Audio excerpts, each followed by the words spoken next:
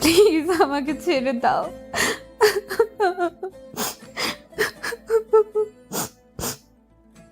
কাল রাতে কি আমাকে কিছু করেছো? মানে আমাদের মাঝে কিছু হয়েছিল? ইহিতা দ্বিধান্বিত চোখে অহানের দিকে তাকিয়ে প্রশ্ন করে। অহান কফির মগে কেবল চুমুক দিতে যাবে, তখনই ইহিতার কথা শুনে চমকে ওঠে। তীক্ষ্ণ নজরে ইহিতার দিকে তাকায়। সদ্য বিয়ে করা অহানের বউ ইহিতা। কাল ওদের পারিবারিকভাবে বিয়ে হয়েছে। ইহিতা রিস্তায় অহানের বড় ভাবি হয়, তবে এখন তার বউ। অহান ভ্রু কুঞ্চিত বাঁকা করে তেজি কণ্ঠে বলল। কোনো সন্দেহ আছে নাকি? ইহিতা বলল, সন্দেহ কি হ্যাঁ ভেবে নিব নাকি না ভাববো? অত্যন্ত বিরক্ত সহিত অহান কফির মগ টেবিলের উপর রেখে দাঁড়িয়ে পড়ল। আপনি আমার ভাবি হন। ভাবি ছাড়া আমি আপনাকে কখনোই নিজের ওয়াইফ ভাববো না, এটা মনে রাখবেন। কথাটা বলে রুম থেকে হন হনিয়ে বেরিয়ে যায় অহান। ইহিতা অহানের রাগী চেহারা দেখে মৃদু হাসে। ছোট্ট অহান এখনো ছোট্টটি রয়ে গেছে, রাগ এখনো নাকের ডগাতেই জমানো। 3 বছর পরও শারীরিক কোনো পরিবর্তন হয়নি। যেমনটা আগে দেখেছিল ঠিক তেমনিই আছে অহান। ভাবনার জগৎ থেকে বেরিয়ে ইহিতা বিছানা গোছাতে থাকে। এই সংসারে ইহিতাই প্রথম পা রেখেছিল আরমানের হাত ধরে। তাদের বিয়ের 2 বছরের মাথায় আরমানের কার অ্যাক্সিডেন্টে মৃত্যু হয়। আরমান মারা যাওয়ার পর ইহিতা মানসিকভাবে পুরোপুরিভাবে ভেঙে পড়ে। অহানের বাবা মা যথেষ্ট ভালো মানুষ ছিলেন। ওরা 2 ভাই ছিল, আরমান অহান। তাদের মেয়ে না থাকার দরুন তারা নিজের মেয়ে হিসেবে ইহিতাকে এই বাড়িতেই রেখে দেয়। আরমান মারা গেছে 1 বছর হলো। এর মধ্যে শ্বশুর বাড়ি থাকতেই ইহিতার কয়েকটা বিয়ের সম্বন্ধ আসে। অহানের বাবা আজমল রহমান হামিদা বানুর সাথে আলাপ করে অহানের সাথে ইহিতার বিয়ের ব্যাপারে। হামিদা বানুও এমন কিছু একটা ভাবছিল, সেও এই বিয়েতে সহমত ছিলেন। ইহিতার বাবা মাকে খবর দিয়ে অহান ইহিতার বিয়ের কথা বললে তারাও দ্বিধাবোধ করে না, রাজি হয় এই বিয়েতে। কিন্তু আপত্তিকর বিষয় হলো অহানকে নিয়ে। অহান ছোট থেকে বড় হয় চায়নাতে। সেখানেই পড়াশোনা করার পর ড্রিম ছিল।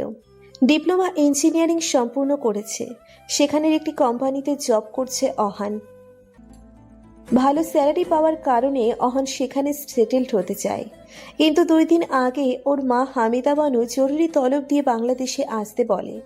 অহান এত জরুরি তলবের মূল কারণ জানতে চাইলে হামিদা বানু বলে না। বাংলাদেশে আসলে বলা হবে বলে জানাই হামিদা বানু। অহান ছোট থেকে ওর মাকে প্রচণ্ড ভয় পায় এবং কি এখনো তার কথা অক্ষরে অক্ষরে পালন করে। কিন্তু আজমল রহমানের সাথে অহানের বন্ধুত্বের মতো সম্পর্ক। বাবা হওয়ার পাশাপাশি সে অহানের বন্ধুও বটে। এই বিষয়টা ওর মাকে বলতে পারে না। সেই বিষয়টা নির্দ্বিধায় আজমল রহমানের কাছে শেয়ার করে। এখনো অহানের কোনো ব্যতিক্রম হলো না। মার জরুরি তলব পেয়ে অহান ছুটে আসে বাংলাদেশ। বাংলাদেশে এসেই জানতে পারে তার বড় ভাইয়ের বউকে বিয়ে করতে হবে, যে কিনা বিধবা নারী হিসেবে সবার কাছে পরিচিত। অহান তার মায়ের মুখের উপর না করতে পারেনি, কিন্তু আকার ইঙ্গিতে অনেকবার হামিদা বানুকে বোঝানোর চেষ্টা করেছে এই বিয়ে করতে পারবে না। কিন্তু হামিদা বানু তার এক কথাই থেকে যায়, বিয়ে করতেই হবে ইহিতাকে। তারপর আর কি, ঘরোয়াভাবেই বিয়ে সম্পূর্ণ হয় কাল রাতে। অহান নিজের বিয়ে নিয়ে বেশ চিন্তিত ছিল, আর এদিকে ইহিতা রুমে এসে টুপ করে ঘুমিয়ে পড়েছে। অহানকে যেন দেখেও না দেখার ভান ধরে এমনটা করছে। অহান এটা দেখে নিজেকে শান্ত করে। হুটহাট করে বিয়ে হওয়ার কারণে হাজারটা চিন্তা ভাবনা করতে করতে চোখ লেগে আসে। জার্নি করে আসার পর রেস্ট নেওয়ার সময়টুকু পায়নি বিয়ের কারণে। তাই চোখ বন্ধ করার সঙ্গে সঙ্গে সারা রাজ্যের ঘুম এসে জড়ো হয় অহানের চোখের পাতায়। ঘুমিয়ে যায় অহান। সকালে ইহিতার ঘুম ভাঙার আগে অহানের ঘুম ভেঙে যায়। সারা রাত চেয়ারে এক কাতে ঘুমাবার ফলে ঘাড়ে কিছুটা ব্যথা অনুভব করে। ইহিতা তখনও ঘুমে কাঁদা। বিরক্তিকর ভাব নিয়ে ইহিতার দিকে তাকিয়ে রুম থেকে বেরিয়ে কিচেনে চলে আসে। আজমল রহমান ও হামিদা বানুও তখন ঘুম থেকে ওঠেনি। ইহিতার বাবা মা কাল রাতেই চলে যায়। অহান টুকটাক রান্নাবান্নার কাজ পারে। সেই সুবাদে 1 মগ ব্ল্যাক কফি বানিয়ে নিয়ে রুমে ফিরে আসে। রুমে এসে বিছানার দিকে তাকাতেই ইহিতাকে দেখতে পায় বসা। বিছানার উপর বসে মাথা নত করে বিড়বিড় করে কিছু একটা বলছে। অহানের তখন ইচ্ছে জাগে তাকে জিজ্ঞেস করতে, কিন্তু কাল রাতে একাই স্বার্থপরের মতো বিছানায় ঘুমিয়েছে। বিধায় কিছু না বলে সেই চেয়ারে এসে বসে। কফির মগে চুমুক দিতেই যাবে, জ্বরের বেগে ইহিতা অহানের কাছে এসে অদ্ভুত ধরনের প্রশ্ন ছুড়ে দেয়। এমন উদ্ভট প্রশ্ন শুনে কফি খাওয়া আর হলো না অহানের। চলে যায় রুম থেকে। কিছুক্ষণ নিজেদের বাগানে ঘোরাঘুরি করে ওর বাবার রুমে বসে। আজমল রহমান তখন রুমে একাই ছিল। আব্বু, এটা কি করলো আম্মু? সকালে আসলাম আর রাতেই আমার বিয়ে দিয়ে দিল, তাও আবার ভাবির সঙ্গে। আজমল রহমান আহানকে হাতের ইশারা করে বলল, আহ, আস্তে কথা বলো, তোমার আম্মু শুনতে পাবে। কি আসতে বলবো? আম্মু কেন এমনটা করলো? চায়না থেকে আসার আগে কেন বলেনি আমাকে বিয়ের কথা? আগে বললে তো তুমি আসতে না, তাই তোমাকে জানানো হয়নি। আব্বু, তুমি বুঝতে পারছো আমার বিয়ে হয়ে গেছে, তাও ভাবির সাথে। তাতে কি হয়েছে? বিয়ে তো একদিন তুমি করতেই। তাছাড়া তোমার বিয়ের বয়সও হয়েছে। আর ইহিতা অনেক ভালো মেয়ে, ঠিক সব কিছু মানিয়ে নেবে।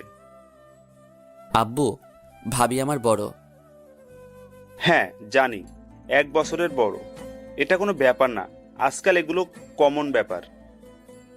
আমি এই বিয়ে মেনে নিতে পারবো না, কিছুতেই না। কে কি মানবে না শুনি? গম্ভীর কণ্ঠে কথাটা বলতে বলতে রুমে প্রবেশ করে হামিদা বানু।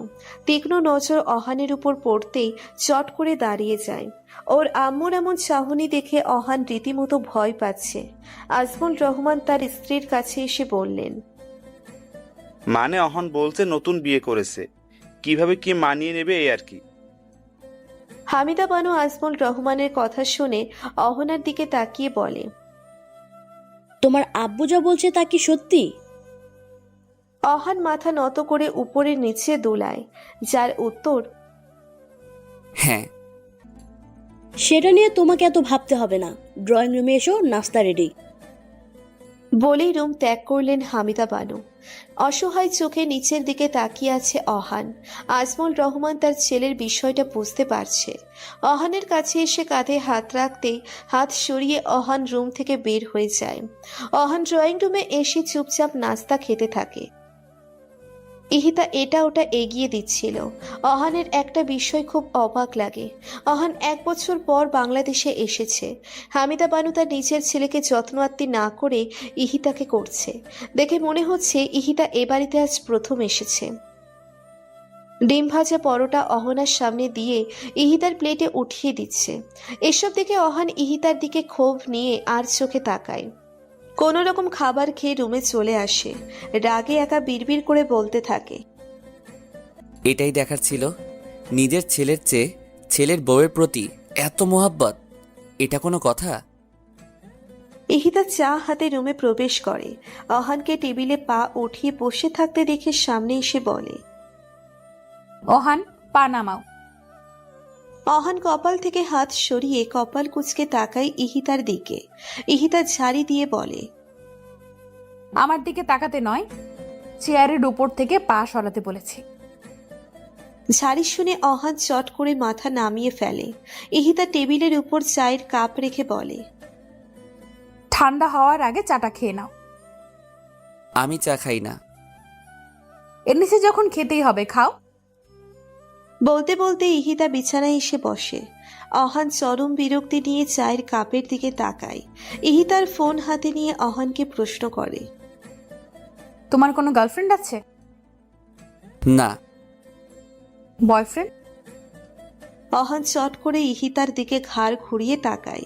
ভ্রু কুঁচকে বলে, বয়ফ্রেন্ড? হ্যাঁ, বয়ফ্রেন্ড আছে। অবাক হয়ে চোয়াল জোড়া শক্ত করে বলে অহান, আশ্চর্য, আমার বয়ফ্রেন্ড থাকবে কেন? আমি শুনেছি বাইরের দেশগুলোতে ছেলেরাই নাকি ছেলেদের সাথে ডেটে যায়। তারা গার্লফ্রেন্ড বয়ফ্রেন্ডের কর্তব্য পালন করে। ভুল শুনেছেন।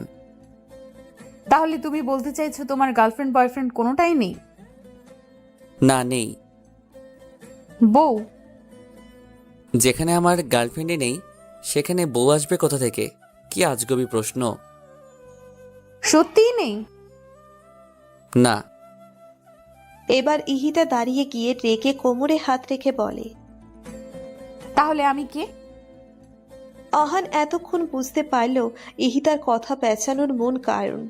অহানের মুখ থেকে স্বীকার করাতে চেয়েছিল ইহিতা ওর বউ, তার জন্য এত ঘুরিয়ে পিছিয়ে কথাগুলো বলেছে অহানকে। কি হলো বলো? ভাবি, এসব কি শুরু করেছেন? কাল রাতে আপনাকে বিয়ে করার কথা বললাম আম্মু। শুনে মাথায় বাস পড়লেও নিজেকে সামলে বিয়েটা করে নিলাম। জানি আপনি এখন আমার বউ, কিন্তু এটা কিভাবে সম্ভব? যাকে ভাবি বলে ডেকেছি সে এখন আমার রিস্তায় বউ হয়ে গেল। এটা কি মানা যায়? আগে তোমার ভাবি ছিলাম, এখন তোমার বউ। এতে সমস্যা তো দেখছি না আমি। বোঝার চেষ্টা করেন, আমি কিভাবে আপনাকে মেনে নিব? আপনি আমার বড়। অনলি 1 বছর, তাতে সমস্যা নেই। আমি যদি মেনে নিতে পারি, তোমারও মেনে নিতে হবে। এতক্ষণ অহান কাকে কি বলল? সে তো মানতেই চাইছে না কিছু, সব কিছু মেনে নিয়েছে। আগে পরে কিছু বলে লাভ হবে না বলে মনে হচ্ছে না অহানের। এক হাত কোমরে রেখে আর এক হাতের আঙ্গুল কপালে বোলাতে থাকে। রাগ, বিরক্ত, লজ্জা তিনটেই অহানের মধ্যে বিদ্যমান। ইহিতা হাত বকুল দাবা করে অহানের দিকে তাকিয়ে ওর ভাবমূর্তি বোঝার চেষ্টা করছে। অহান আর কিছু না বলেই রুম থেকে বেরিয়ে যায়, বাসার বাহিরে চলে আসে। একা একা কোলাহলবিহীন গলির পথ দিয়ে হাঁটছে, বিয়ের ব্যাপারে ভাবছে। সামনে কি হবে, কি নাম দিবে এই সম্পর্কের অহান জানে না। একটি নিরিবিলি লেকের পাড়ে এসে বসে, সারা দুপুর সেখানে বসেই কাটিয়ে দেয়। বাসার কথা মনে পড়লেই নিজেকে খুব অসহায় মনে হয়। দুপুর পার হয়ে যায়। ইতিমধ্যে ইহিতা ও হামিদা বানু কয়েকবার আহানকে কল দিয়েছে। আহান ফোন পিক করে না, সাইলেন্ট করে রেখে দেয়। রাতে ঠিকমতো ঘুম না হওয়ার কারণে বেঞ্চেই ঘুমিয়ে যায় অহান। সুমিষ্ট স্বরে আজানের ধ্বনি কানে আসছে অহানের। তড়িঘড়ি করে উঠে বসে, চোখ কচলিয়ে চারিদিক তাকিয়ে থেকে অন্ধকার বুঝতে পারছে না এখন সন্ধ্যা নাকি রাত। পকেট থেকে ফোন বের করে পাওয়ার বাটনে চাপ দিতে স্ক্রিনে ঘড়ির টাইম ভেসে ওঠে, সঙ্গে 100-এরও বেশি মিসড কল, তাও আবার ওর আম্মুর। অহান ফোন পকেটে পুরে সর্বশক্তি দিয়ে দৌড় দেয় বাসার দিকে। আজ তো অহান শেষ ওর আম্মুর হাতে। 9টা বাজতে চললো, এখনো অহন বাসায় আসেনি। ফোনটা ধরছে না। আসুক আজ বাসায়, কত তেল হয়েছে শরীরে দেখব। রেগে নাকের পাটা ফুরিয়ে ফেলে হামিদা বানু। আজমল রহমান তাকে শান্ত করতে যেও দমে যাচ্ছে, কারণ সে আজ প্রচুর রেগে গেছে অহানের উপর। তখনই কই মাছের মতো ছটফট করতে করতে অহান দরজার সামনে এসে দাঁড়ায়। দৌড়ে হাঁপিয়ে গেছে, জোরে জোরে নিঃশ্বাস নিচ্ছে। হামিদা বানু অহানকে দেখা মাত্রই হাতে খুন্তি নিয়ে তেড়ে যায়। অহান ভয়তে আজমল রহমানের পিছনে লুকায়। দাঁত মুখ খিচিয়ে হামিদা বানু বলে, তুমি সরে যাও সামনে থেকে, আজ ওর খবর নিয়ে ছাড়বো। অহান ভীত কণ্ঠে বলে, আম্মু মাফ করে দাও, এমন আর হবে না। গোলামের ঘরের গোলাম, আমার ফোন ধরিসনি কেন? কতবার তোকে কল দিয়েছি দেখিসনি? ফোন সাইলেন্ট করা ছিল আম্মু, প্লিজ মাফ করো। আজমল রহমান মা ছেলের মাঝখানে দাঁড়িয়ে আছে। বেশ আশঙ্কার মধ্যে আছেন তিনি, না জানি খুন্তির বাড়ি না তার গায়ে পড়ে যায়। কোনো মাফ হবে না, মায়ের হবে শুধু। আম্মু এইবারের মতো ছেড়ে দেন, পিচ্ছি মনে করে। হামিদা বানু খুন্তি ফ্লোরে ফেলে দিয়ে বলে, বৌমা বলেছে তাই ছেড়ে দিলাম, নয়তো পুরো শরীরে খুন্তির দাগ বসিয়ে দিতাম। অহান স্বস্তির নিঃশ্বাস ফেলে ইহিতার উদ্দেশ্যে বলে, থ্যাংক ইউ ভাবি, বেঁচে গেলাম। হামিদা বানু ফ্লোর থেকে খুন্তি হাতে উঠিয়ে চিল্লিয়ে বলে, কি বললি তুই? হামিদা বানুর চিল্লানি শুনেই অহান উল্টো দিকে ফিরে ভয় রুমে দৌড় দেয়। আসলে ইহিতাকে ভাবি বলেছে ডেকেছে, তাই হামিদা বানু ফের রেগে গেছে। ইহিতা মুখে হাত রেখে হাসে অহানের এমন দৌড় দেখে। বলতে হবে ছেলেটি ভীষণ ভয় পায় তার আম্মুকে। রাত 10টা। অহান ভয়ে ভয়ে দরজার পর্দা সরিয়ে উকি মেরে দেখে ড্রয়িং রুমে কি করছে সবাই। আসলে দুপুরে কিছু না খাওয়ার ফলে প্রচুর খিদে পেয়েছে অহানের, যার কারণে উঁকি মেরে দেখছে খাবার টেবিলে বেড়েছে কিনা। আজমল রহমান ও হামিদা বানু চেয়ার টেনে টেবিলে বসে। তখনই হামিদা বানু ইহিতাকে বলে অহানকে ডেকে আনতে। অহান এটা শুনেই পর্দার আড়াল থেকে চট করে বেরিয়ে ফট করে একটি চেয়ার টেনে বসে পড়ে। ওর এমন কাণ্ডে সবাই বিস্মিত চোখে তাকায়। অহান সবার দিকে না তাকিয়েই বুঝতে পারে ওর এমন আগমনে সবাই অবাক হয়েছে, তাই সবকিছু স্বাভাবিক করার জন্য উঠে শান্তভাবে দাঁড়িয়ে রুমে চলে যায়। 30 সেকেন্ড পর ধীরে ধীরে রুম থেকে ড্রয়িং রুমে এসে চেয়ার টেনে বসে। সবাই এবারও একই নজরে আহানের দিকে তাকিয়ে যায়। আহান বুঝতে পারছে না কি করলে তারা ওর উপর থেকে নজর সরাবে। আসলে তারা বোঝার চেষ্টা করছে অহান কি করতে চাইছে। ইহিতা অহানের এমন কাণ্ডে এক ঠোঁট কামড়ে ধরে হাসি আটকিয়ে তাদের স্বাভাবিক করতে খাবার বেড়ে দিয়ে কথা বলতে থাকে। অহান কিছুটা হাঁপ ছেড়ে বাঁচে। খাবার খাওয়াই এক পর্যায়ে অহান মৃদু স্বরে হামিদা বানুকে বলে, আম্মু, আমাকে কাল চায়না যেতে হবে। এখানে আসার কারণে তাড়াহুড়োই ছুটি আনতে পারিনি। পরশুদিন অফিসে না গেলে সমস্যা হতে পারে। হামিদা বানু কিছুক্ষণ চুপ থেকে বললেন, যাও। অহান মনে মনে খুশি হয়ে যায়। ওর খুশির ঝলক চেহারায় ফুটে ওঠে, কিন্তু বেশিক্ষণ খুশির ঝলক চেহারায় টিকে রইল না। খুশি বানুর কথা শুনে খাবার খাওয়া বন্ধ হয়ে যায় অহানের। সে বলল, ইহিতাকেও সাথে নিয়ে যাবে চায় না, এটা আমার আদেশ। বলেই তিনি উঠে চলে যায়। অহান হাঁ করে ওর আম্মুর যাওয়ার দিকে তাকায়। পরক্ষণে ইহিতার দিকে তাকাতেই ইহিতা মুচকি হেসে এক চোখ টিপ দেয়। সঙ্গে সঙ্গে অহানের হাঁ করা মুখ বন্ধ করে নেয়। আজমল রহমান এটা দেখে মুচকি মুচকি হাসতে থাকে। আমাদের অহান পুরো আহম্মক হয়ে গেছে। ভাবলো কি আর হলো কি, জীবনটা ফুটবল হয়ে গেল। যখন যে পারছে পা দিয়ে ছুটিয়ে দিয়ে যাচ্ছে। চায়না গিয়ে কি ভাবি দেবরের সম্পর্ক ঠিক হবে নাকি এমনই রয়ে যাবে। রাত পেরিয়ে সকাল হলো। রাতেই ইহিতা কাপড় চোপড় গুছিয়ে রেখেছে। নাস্তা সেরে 10টার দিকে এয়ারপোর্টে আসে ওরা। সঙ্গে হামিদা বানু ও আজমল রহমানও এসেছে। ইহিতার পাসপোর্ট ভিসা আগে থেকেই হামিদা বানু ম্যানেজ করে রেখেছিল। এয়ারপোর্টে বসে ইহিতাকে অহানের বিষয়ে অনেক কিছুই বলে হামিদা বানু তাও অহানকে শুনিয়ে শুনিয়ে বলে, ইহিতা, অহন যদি উল্টাপাল্টা কিছু করে বা তোমার সাথে খারাপ ব্যবহার করে তাহলে তুমি আমাকে কল দিবে, তারপর দেখবে আমি ওর কি হাল করি। অহান তো পাশে দাঁড়িয়ে ওর আম্মুর কথাগুলো শুনে যাচ্ছে। আরও অনেক কিছু বলে হামিদা বানু। তখনই মাইকে অ্যানাউন্সমেন্ট হতে থাকে। অহান দ্রুত ওর আব্বু আম্মুর পা ছুঁয়ে সালাম করে ইহিতাকে রেখেই হাঁটতে থাকে। তখনই আবার ফিরে এসে ইহিতাকে সাথে নিয়ে প্লেনের উদ্দেশ্যে ছোটে। দুজনেই পাশাপাশি সিটে বসেছে। আহান ওর হাতের ব্যাগটা উপরে রেখে জানালার পাশের সিটে বসে। অহান এখন প্রাণ ভরে নিঃশ্বাস নিচ্ছে।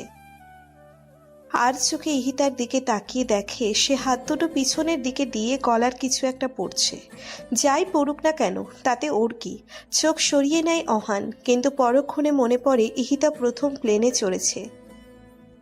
প্লেন যখন আকাশে উড়াল দিবে তখনই ওকে চাপটে ধরতে পারে। এটা দেখে অহান দ্রুত হাত উঁচুতে উঠিয়ে বগল দাবা করে রাখে। ইহিতা অহানের এমন কাণ্ড দেখে ঠিক বুঝতে পেরেছে কেন এমন করেছে অহান।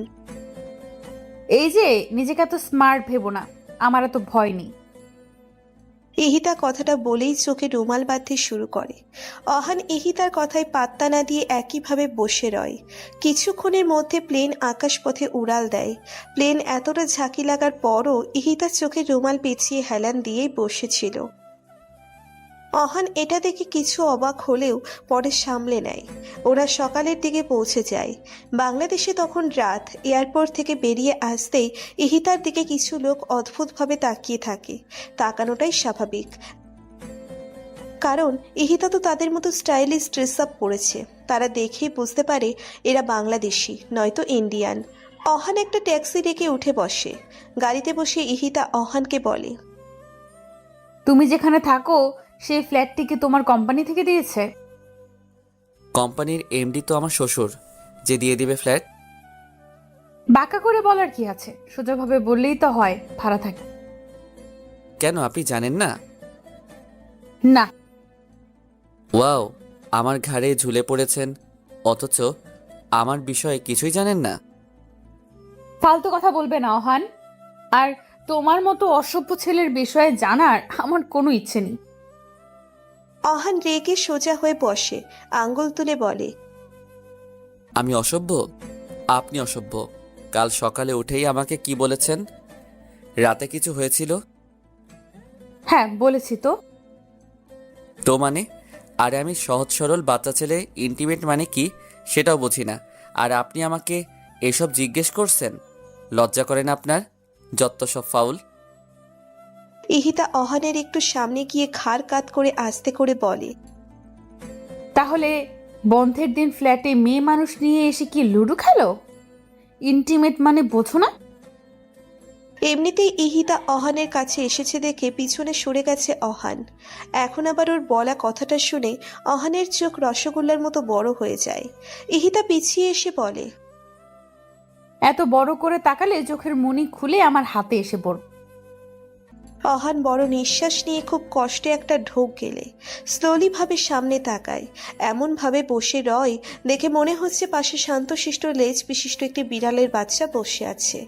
অহানের এমন অবস্থা দেখে ইহিতা মনে মনে বলে, জাস্ট শুরু করলাম, তোমার সব খারাপ অভ্যাসগুলো আস্তে আস্তে খোলাসা করবো আহান। ইহিতা ভাবি কিভাবে জানলো আমি মেয়েদের সাথে ইন্টিমেট হই বন্ধের দিন? তাহলে সে কি আমার উপর নজর রাখছে? যতটা সহজ সরল ভেবেছিলাম সে তো তার চেয়েও কঠিন। আমার বাকি খারাপ কাজ? না না, আমাকে জানতে হবে সেগুলো জানে কিনা। এসব যদি আম্মুর কানে যায় তাহলে সে নিশ্চয়ই আমার পিছনে লোক লাগিয়েছে। মনে মনে কথাগুলো বলে ঢোক গেলে অহান। অনেকক্ষণ পর ওরা বাসায় চলে আসে। অহান ব্যাগ নিয়ে সিঁড়ি বেয়ে উপরে ওঠে। বিল্ডিংটা 5 তলা ছিল। অহান থাকে 2 তলায়। ফ্ল্যাটের সামনে এসে চাবি দিয়ে দরজা খুলে ভেতরে প্রবেশ করে। ভেতরে এসে ইহিতার মেজাজ বিগড়ে যায়। পুরো ঘর অপরিষ্কার। চিপস, জুস, নুডলস ইত্যাদি আরও অনেক কিছুর খোসা এখানে সেখানে ফেলানো। 2টা রুম, বাম দিকের রুমের সঙ্গে কিচেন, মাঝখানে ছোট্ট একটা ড্রয়িং রুম। ঘরের ভিতরে আলো বাতাস আসার কোনো পদ্ধতি নেই। অল টাইম লাইট জ্বালানো থাকে। তবে ঘর বেশ ঠান্ডা। ইহিতা অহানের দিকে রাগী চোখে তাকাতেই অহান মুখে হাসির রেখা টেনে বলে, ব্যাচেলর সংসার, তাই এমন। বাকিটা শোনার আগেই ইহিতা কিচেনে আসে। সেখানে একই অবস্থা, আধোয়া থালা বাসন, চামচ, কড়াই আরও অনেক কিছু বেসিনে রাখা। কিচেন থেকে অহানের রুমে আসে। পুরো রুমে কাপড় চোপড় এখানে ওখানে ফেলানো। জুতোর কোনো ঠিকানা নেই, মানে রুম পুরো গরুর ঘরের মতো। ইহিতা পরের রুমের দরজা খুলে দেখে এই রুমটা মোটামুটি গোছানো। দরজা বন্ধ করে ড্রয়িং রুমে এসে ফোনের দিকে তাকিয়ে বলে, বুঝতে পেরেছি, আম্মুর কাছে একটা কল দিতে হবে। কথাটা অহান শোনা মাত্রই ইহিতার কাছে এসে মিনতির স্বরে বলে, প্লিজ ভাবি, সরি। ইহিতা, আম্মুর কাছে কল দিবেন না। আমি কথা দিচ্ছি 4 ঘন্টার মধ্যেই ঘর একদম চকচকে করে ফেলবো। প্লিজ কল দিবেন না। সত্যি তো? পাক্কা সত্যি। তাহলে কলেজে গেলে পড়ো। বলেই ইহিতা ওর ট্রলি নিয়ে গোছানো রুমে আসে। অহান ধপ করে ছোট সোফায় বসে পড়ে। কান্না ফেস বানিয়ে বলে, যা করতে পছন্দ করি না তাই আজ করতে হবে। কোথায় ফেসে গেলাম দয়াল। ইহিতা চিল্লিয়ে রুম থেকে বলে, অহান, কাজ শুরু করেছো? অহান ইহিতার কথা শুনেই চট করে দাঁড়িয়ে ঘর গোছানোর কাজে লেগে পড়ে। প্রথমে সব ময়লা একটি পলিথিনে ওঠাতে থাকে। তারপর ঝাড়ু দিয়ে রান্নাঘরে থাকা আধোয়া থালা বাসন ধুতে থাকে। এরই মধ্যে ইহিতা কিচেনে আসে ঠান্ডা পানি খাওয়ার জন্য। অহানকে থালা বাসন ধুতে দেখে ওর দিকে তাকাতে তাকাতে ফ্রিজ খোলে। অহান ইহিতাকে ফ্রিজ খুলতে দেখেই চোখ মুখ কুচকিয়ে অন্যদিকে তাকায়। ইহিতা ফ্রিজ খোলার সাথে সাথে থ হয়ে যায়। কিছুক্ষণ ফ্রিজের দিকে তাকিয়ে থেকে অহানের দিকে ক্রোধিত চোখে তাকায়। অহান তখন ঘাড় অন্যদিকে ঘুরিয়ে থালা বাসন মাজছিল। ইহিতা ঠাস করে ফ্রিজ লাগিয়ে চিল্লিয়ে চিল্লিয়ে বলে, গাধা দেখেছি, কিন্তু তোমার মতো এমন গাধা আমি আগে কখনো দেখিনি। অহান ঠিক একভাবেই দাঁড়িয়ে থালা বাসন মাজছে, কোনো প্রতিক্রিয়া নেই, জানে এসব এখন শুনতেই হবে। ইহিতা ফের চিল্লিয়ে চিল্লিয়ে বলে, যেমন নোংরা ঘর করে রাখে তেমন ফ্রিজটাও নোংরা করে রেখেছো। কি কি আবর্জনা রেখেছো ফ্রিজের মধ্যে!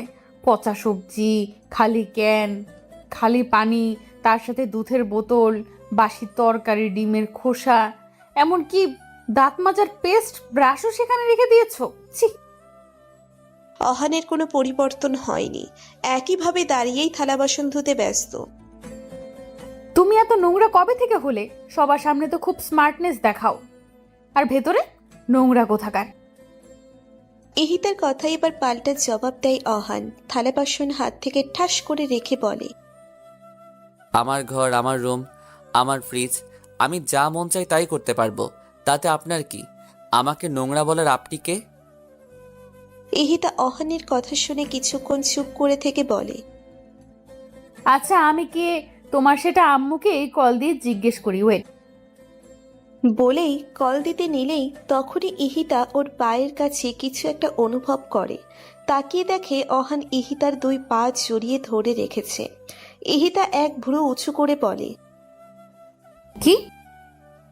অহান গানের সুর মিলিয়ে ইহিতাকে বলে, ভাবি গো, আম্মুরে বইলেন না, আম্মু আমাকে পিটাইয়া তক্তা বানাবে।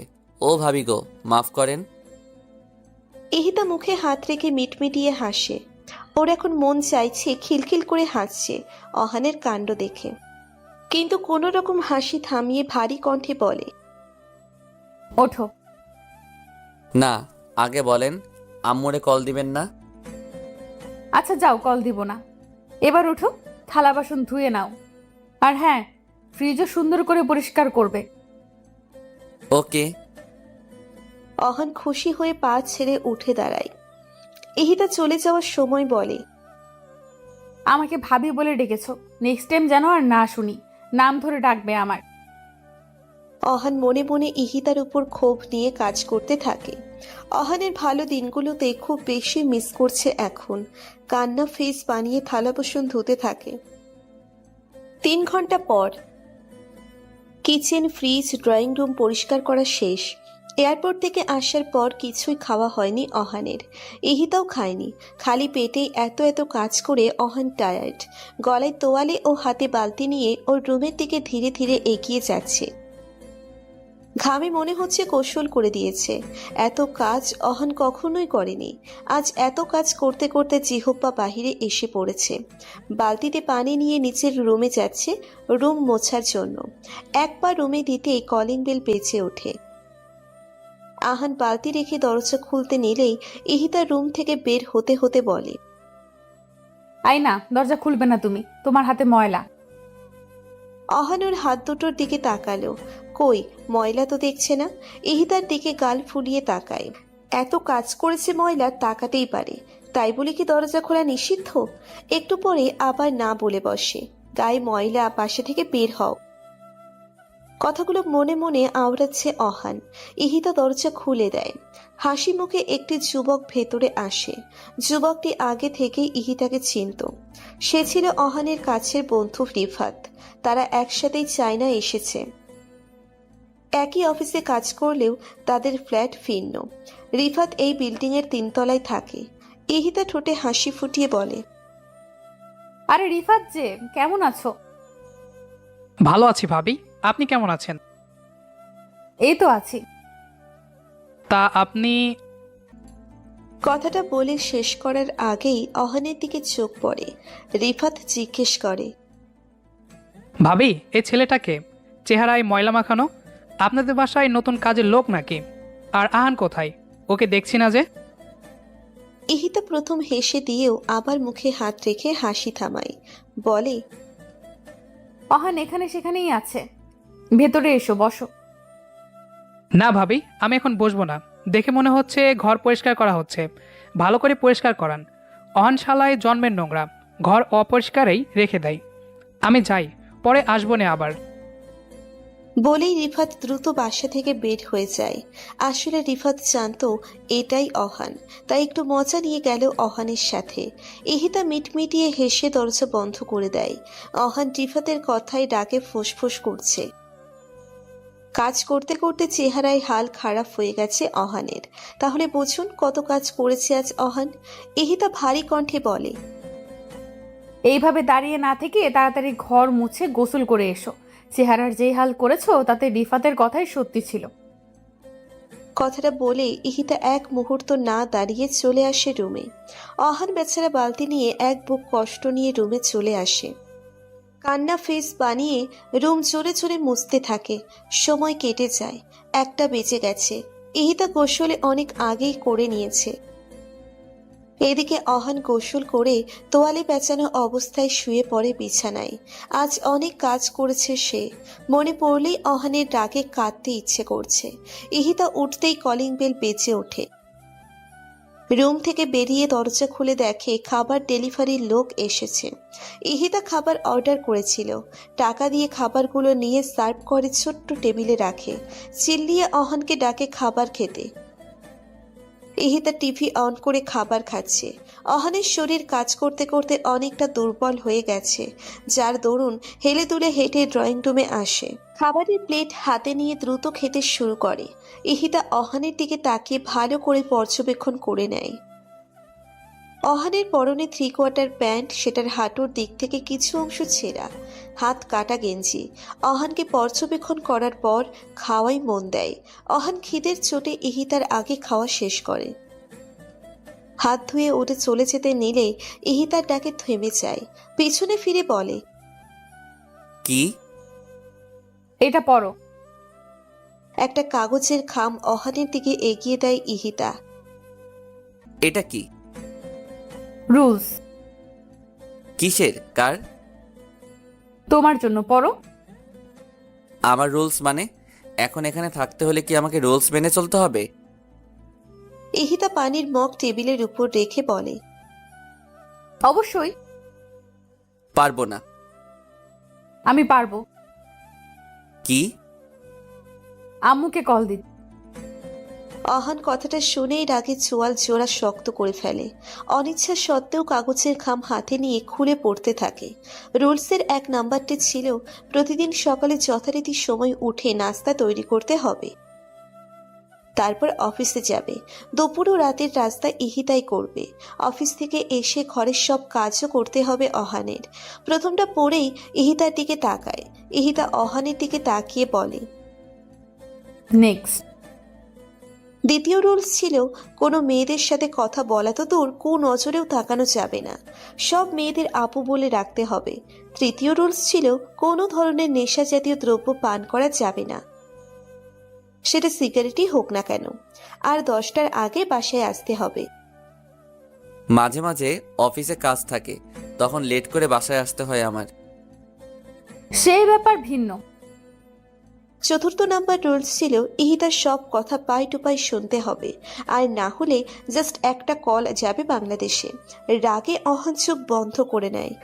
রাগে নিঃশ্বাস ফেলে টেবিলের উপর দুহাত রেখে ইহিতার দিকে ঝুঁকে চেহারার সামনে গিয়ে বলে, যদি আমি আপনাকে এখানে মেরে গুম করে দেই বা আপনার ফোন ছিনিয়ে নেই, তারপর তো আম্মুর সাথে যোগাযোগ করতে পারবেন না, তখন? ইহিতা সেখানে থাকা ছোট্ট চামচ দিয়ে অহানের মাথায় ঠাস করে বাড়ি মেরে দেয়। অহান চামচের বাড়ি খেয়ে ইহিতার কাছ থেকে সরে এসে মাথায় হাত বুলাতে থাকে।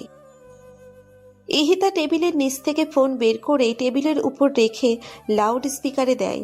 তখনই ফোনের অপর পাশ থেকে হামিদা বানুর ছাঁচালো কণ্ঠের স্বর শোনা যায়।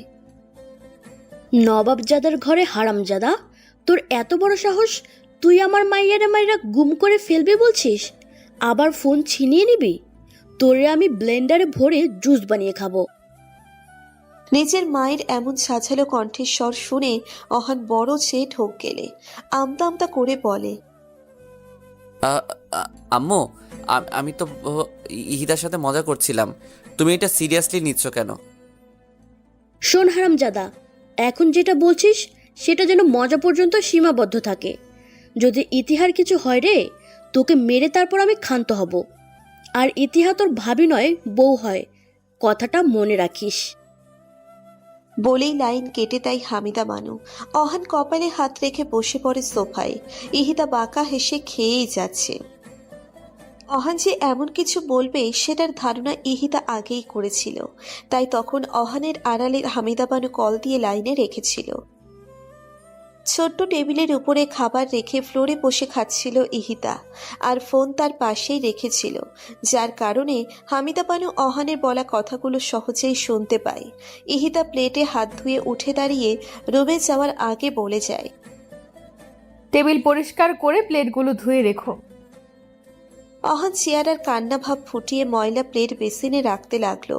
অহান ভালো করেই বুঝে গেছে এখন থেকে কাজ করেই জীবিকা নির্বাহ করতে হবে, তাও ঘরের জন্য। রাতে অহান ইহিতা যে রুমে ঘুমিয়ে আছে, সারাদিন খাটাখাটুনি করার ফলে অহান ঠিক ঘুমিয়ে আছে, কিন্তু ইহিতা এখনো জেগে আছে। জানালার গ্রিল ধরে দাঁড়িয়ে আছে। জানালার গ্রিল ভেদ করে চাঁদের আলো ইহিতার গায়ে এসে পড়েছে। এক হাত দিয়ে জানালার গ্রিলের ফাঁকায় হাত দিয়ে এক দৃষ্টিতে চাঁদের দিকে তাকিয়ে আছে। চোখ মুখ ক্লান্তিহীন, কোথায় একটা উদাসীন বিষাদের ছায়া। সুন্দর চোখ জোড়াতে অদ্ভুত শূন্য দৃষ্টি। অন্য হাতে ছোট্ট একটি ছবির ফ্রেম। সেই ফ্রেমের উপর চাঁদের আবছা আলোয় অস্পষ্ট বোঝা যাচ্ছে কোনো যুবকের ছবি। ইহিতা সন্তর্পণে দীর্ঘশ্বাস ছাড়ে। জানালা লাগিয়ে বিছানায় এসে বসে। বালিশের নিচে ছবির ফ্রেমটি রেখে শুয়ে পড়ে।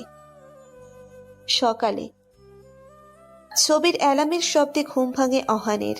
আড়ামোড়া ভেঙে বিছানা ছেড়ে উঠে মেইন দরজা খুলে দুধের বোতল ও নিউজ পেপার নিয়ে ভেতরে আসে। শুরু করে দেয় ব্রেকফাস্ট বানানোর কাজ। 1 ঘন্টা পর সব খাবার টেবিলে সাজিয়ে ফ্রেশ হতে চলে যায়।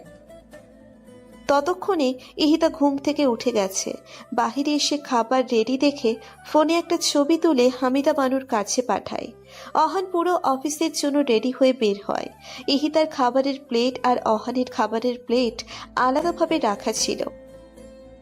অহানোর প্লেট কাছে নিয়ে খাবার খেতে শুরু করলে ইহিতা ওর প্লেট নিজের কাছে নিয়ে এসে ওর প্লেটটা অহানের কাছে দেয়। অহান ক্ষোভ নিয়ে ওর দিকে তাকাতে থাকে। ইহিতা ইশারায় ওকে খেতে বলে। অহান খেতে শুরু করে।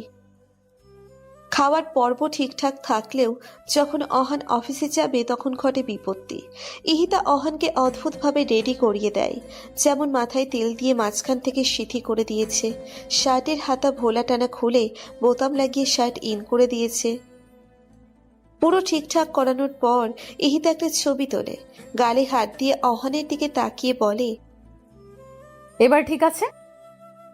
অহান ঠোঁটে কৃত্রিম হাসি ফুটিয়ে বলে, আমি এখন যাই। হ্যাঁ যাও।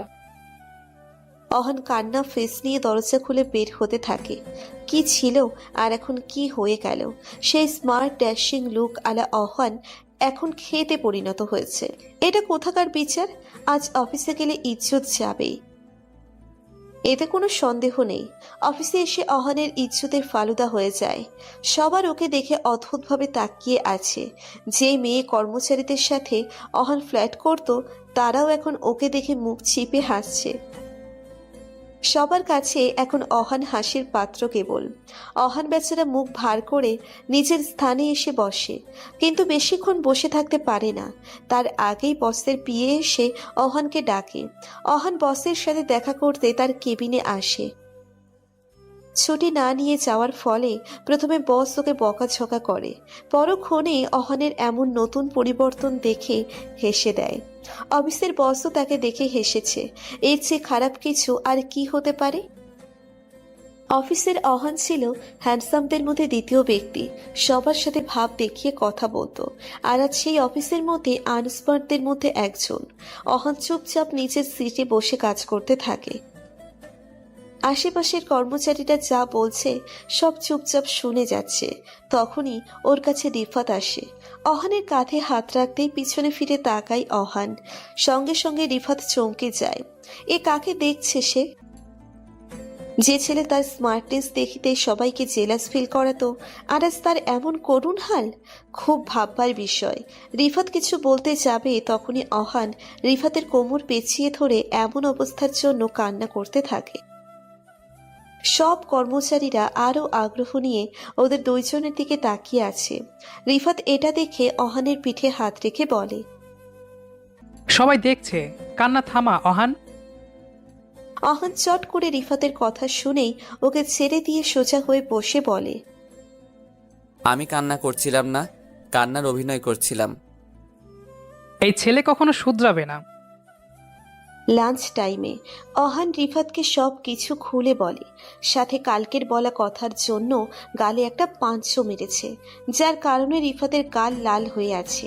একটা বাটি আইসক্রিম কিনে গাল লাল হওয়া স্থানে লাগাতে লাগাতে বলে, তার মানে তুই বলতে চাইছিস ভাবে এখন তোর বউ? অহান চোখ রাঙিয়ে বলে, তাহলে এতক্ষণ তোকে কি রবীন্দ্রনাথের কবিতা শুনিয়েছি? বুঝতে পারছি, আর বলা লাগবে না। কিছুক্ষণ দুজনেই নীরব থাকে। পরক্ষণে রিফাত নীরবতা ছিন্ন করে বলে, দোস্ত, বিয়ে করলি, ট্রিট দিলি না? কথাটা বলে রিফাতের দেরি হলেও আহানের পাঞ্চ মারতে দেরি হলো না। এবার অপর গালে মেরেছে। অহান রাগে বলে, ট্রিট দিলাম, এবার ডাক্তারের কাছে গিয়ে ট্রিটমেন্ট করে নিস। রিফাত এগাল থেকে আইসক্রিম নিয়ে অপর গালে লাগাচ্ছে। ব্যথায় কাতর মাখা কণ্ঠে বলে, ভাবিকে বলে তোর শাস্তি দ্বিগুণ করব, দাঁড়া। আহ, রাতে সারাদিন ইহি তার বদ্ধ রুমে একা একা সময় কাটিয়ে দেয়। অনেকক্ষণ পর্যন্ত হামিদা মানুষ সাথে কথা বলেও সময় যেন কাটছে না। ঘড়ির দিকে তাকিয়ে দেখে 10টা বাজতে 10 মিনিট বাকি। ইহিতা দরজার সামনে দাঁড়িয়ে পায়চারি করছে। 10টা 9 মিনিট হতেই কলিং বেল বেজে ওঠে। ইহিতা তড়িঘড়ি করে দরজা খুলে দেয়। দরজা খুলতেই ইহিতা অহানের ক্লান্তিমাখা চেহারা দেখতে পায়, সাথে চেহারায় ফুটে আছে রাগের ছটা। ইহিতা পাশে সরে দাঁড়ায়। অহান ইহিতার দিকে না তাকিয়েই হনহনিয়ে রুমে চলে যায়। ইহিতা দরজা লাগিয়ে মনে মনে বলে, মনে হয় অহান রেগে আছে, আজ একটু বেশিই হয়ে গেছে, কিন্তু তোমার জন্য এটা পারফেক্ট অহান। ইহিতা কিচেনে আসে, খাবার টেবিলে বেড়ে অহানকে ডাকতে থাকে। অহান যখন বাথরুমে শাওয়ার নিচ্ছিল, বাথরুমে বসে ইহিতার কণ্ঠের স্বর শুনে অহানের মন চাইছে গলা টিপে দিতে। আজ তার জন্যই সবার সামনে ইনসাল্ট হয়েছে। সবাই তাকে নিয়ে হাসি ঠাট্টা করেছে। কিভাবে ভুলে যাবে অহান এসব? চোখ বন্ধ করলেই তাদের বলা কথা কানে বিষের মতো বাজছে। অহান ফুল শাওয়ার ছেড়ে মাথা ঠান্ডা করে। কিছুক্ষণ পর বাথরুম থেকে বের হয়ে জামা কাপড় পরে বাহিরে আসে। ইহিতা তখন টেবিলের পাশেই খাবার নিয়ে বসেছিল। অহান কোনো কথা না বলেই খাবার খেতে শুরু করে। ইহিতা অহানের চেহারায় রাগ দেখে বিভিন্নভাবে ওর সাথে কথা বলার চেষ্টা করে, কিন্তু অহান কথা বলে না। ইহিতা এবার মুচকি হাসে, উঠে দাঁড়িয়ে অহানের পাশে বসে। অহান ঘাড় ঘুরিয়ে ভ্রু কুঁচকে ইহিতার দিকে তাকায়। ইহিতা সুইট স্মাইল দিয়ে অহানের গাল টেনে দিয়ে বলে, রাগ করে না অহান বাবু, কিনে দেবো কমলা লেবু। অহান ইহিতার এমন কবিতা শুনে বিরক্ত হয়ে ওর গাল থেকে হাত সরিয়ে বসা থেকে উঠে রুমে গিয়ে ঠাস করে দরজা লাগিয়ে দেয়। ইহিতা অহানের এমন ব্যবহারে মৃদু হাসে। অহানের এমন রাগের সাথে ইহিতা অনেক আগে থেকেই পরিচিত, তাই ওর কাছে এগুলো কোনো ব্যাপার না। বাড়তি খাবারগুলো ফ্রিজে রেখে থালা বাসন নিচেই ধুয়ে রাখে। তারপর ড্রয়িং রুমের লাইট নিভিয়ে রুমে চলে আসে। বিছানায় বসে বালিশের নিচ থেকে সেই ফটো ফ্রেমটি বের করে। গলায় হাত দিয়ে চেইন সহ লকেটটি দেখতে থাকে। এটা আরমান ওকে বাসর ঘরে দিয়েছিল। আরমানের মৃত্যুর পর খুলে রেখেছিল, কিন্তু সেদিন প্লেনে বসে এটা গলায় পরে নেয়। কেন জানি খুব পড়তে মন চাইছিল। টেবিল লাইট নিভিয়ে ফটো ফ্রেমটি বুকের সাথে জড়িয়ে শুয়ে পড়ে ইহিতা। সকাল থেকে হামিদা বানু আজমল রহমানের সাথে চিল্লাচিল্লি করছে। এত করে তাকে চিনি কম খেতে বললেও কথা শোনানো যায় না তাকে।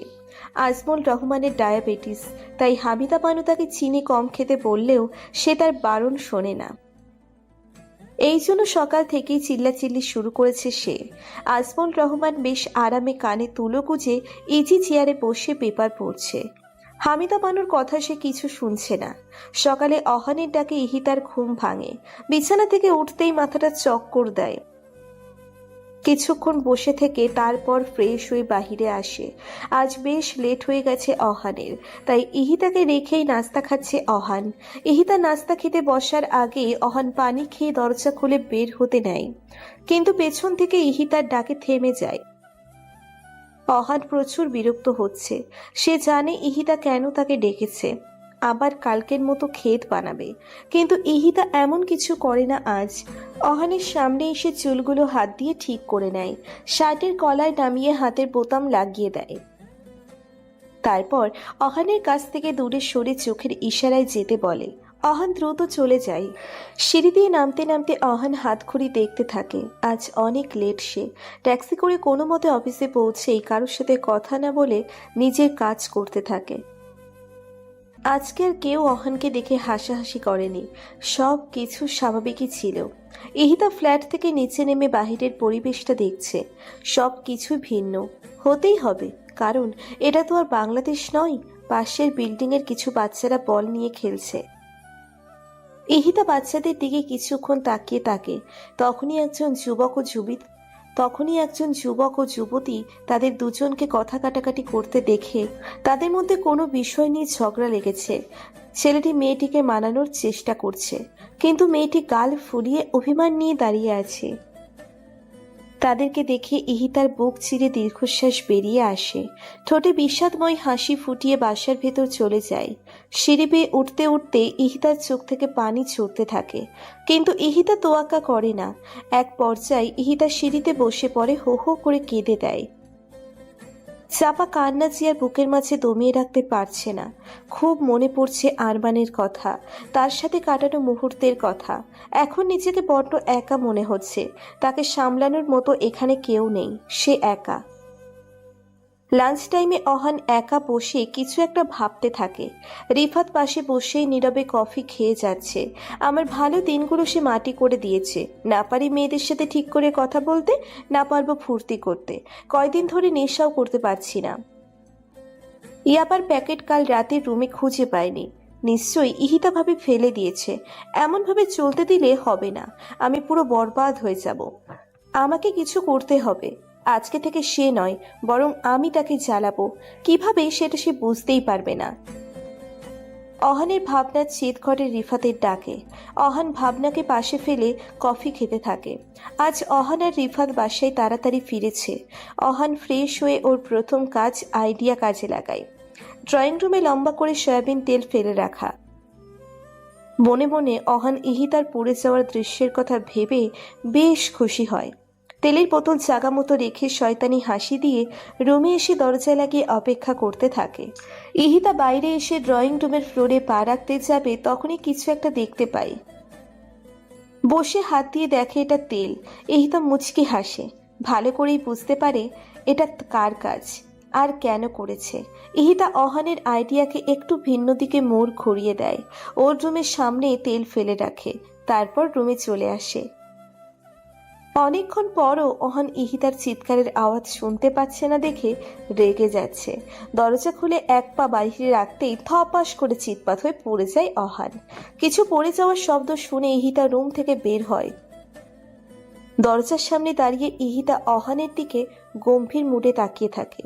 অহান কোমরে হাত রেখে ওর আম্মুকে ডাকছে।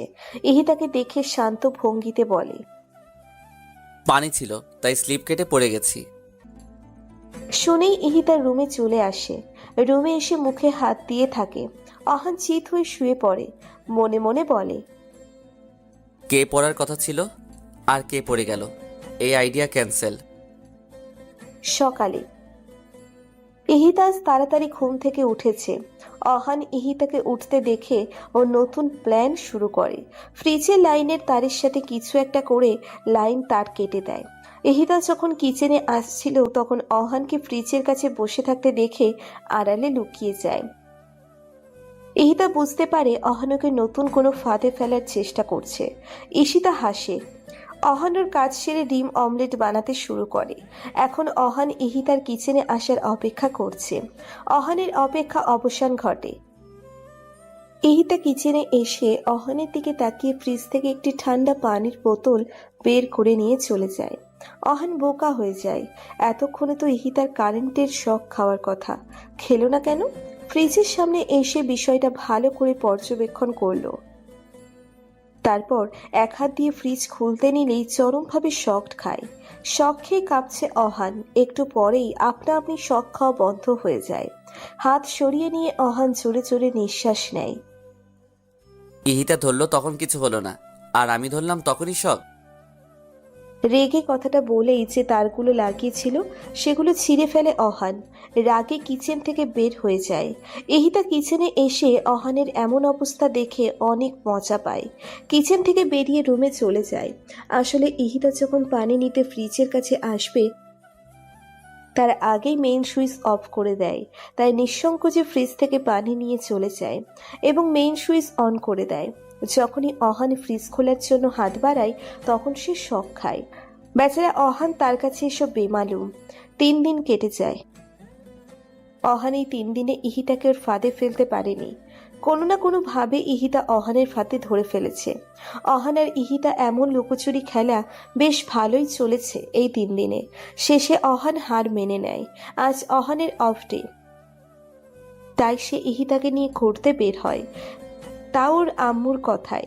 অহান রাজি ছিল না। চায়নার একটি বড় পার্কে আসে ওরা দুজন। ইহিতা সেখানকার বাকি মানুষদের দিকে তাকিয়ে থাকে। কারো নাক বোঝা, কারো চোখের নিচের অংশ ফুলানো, মানে চায়নাদের দেখতে যেমন হয় আর কি। তাদের ভাষা শুনে ইহিতা কিছুই বুঝতে পারে না, কিন্তু অহান বুঝতে পারে এবং কথাও বলতে পারে। ইহিতা অহানকে নিয়ে একটি দোকানে আসে। সেখানে বিভিন্ন রঙের গোল গোল ললিপপ বিক্রি করছে।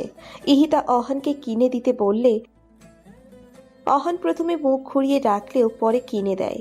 ইহিতা নিজের ও অহানের জন্য ললিপপ নেয়।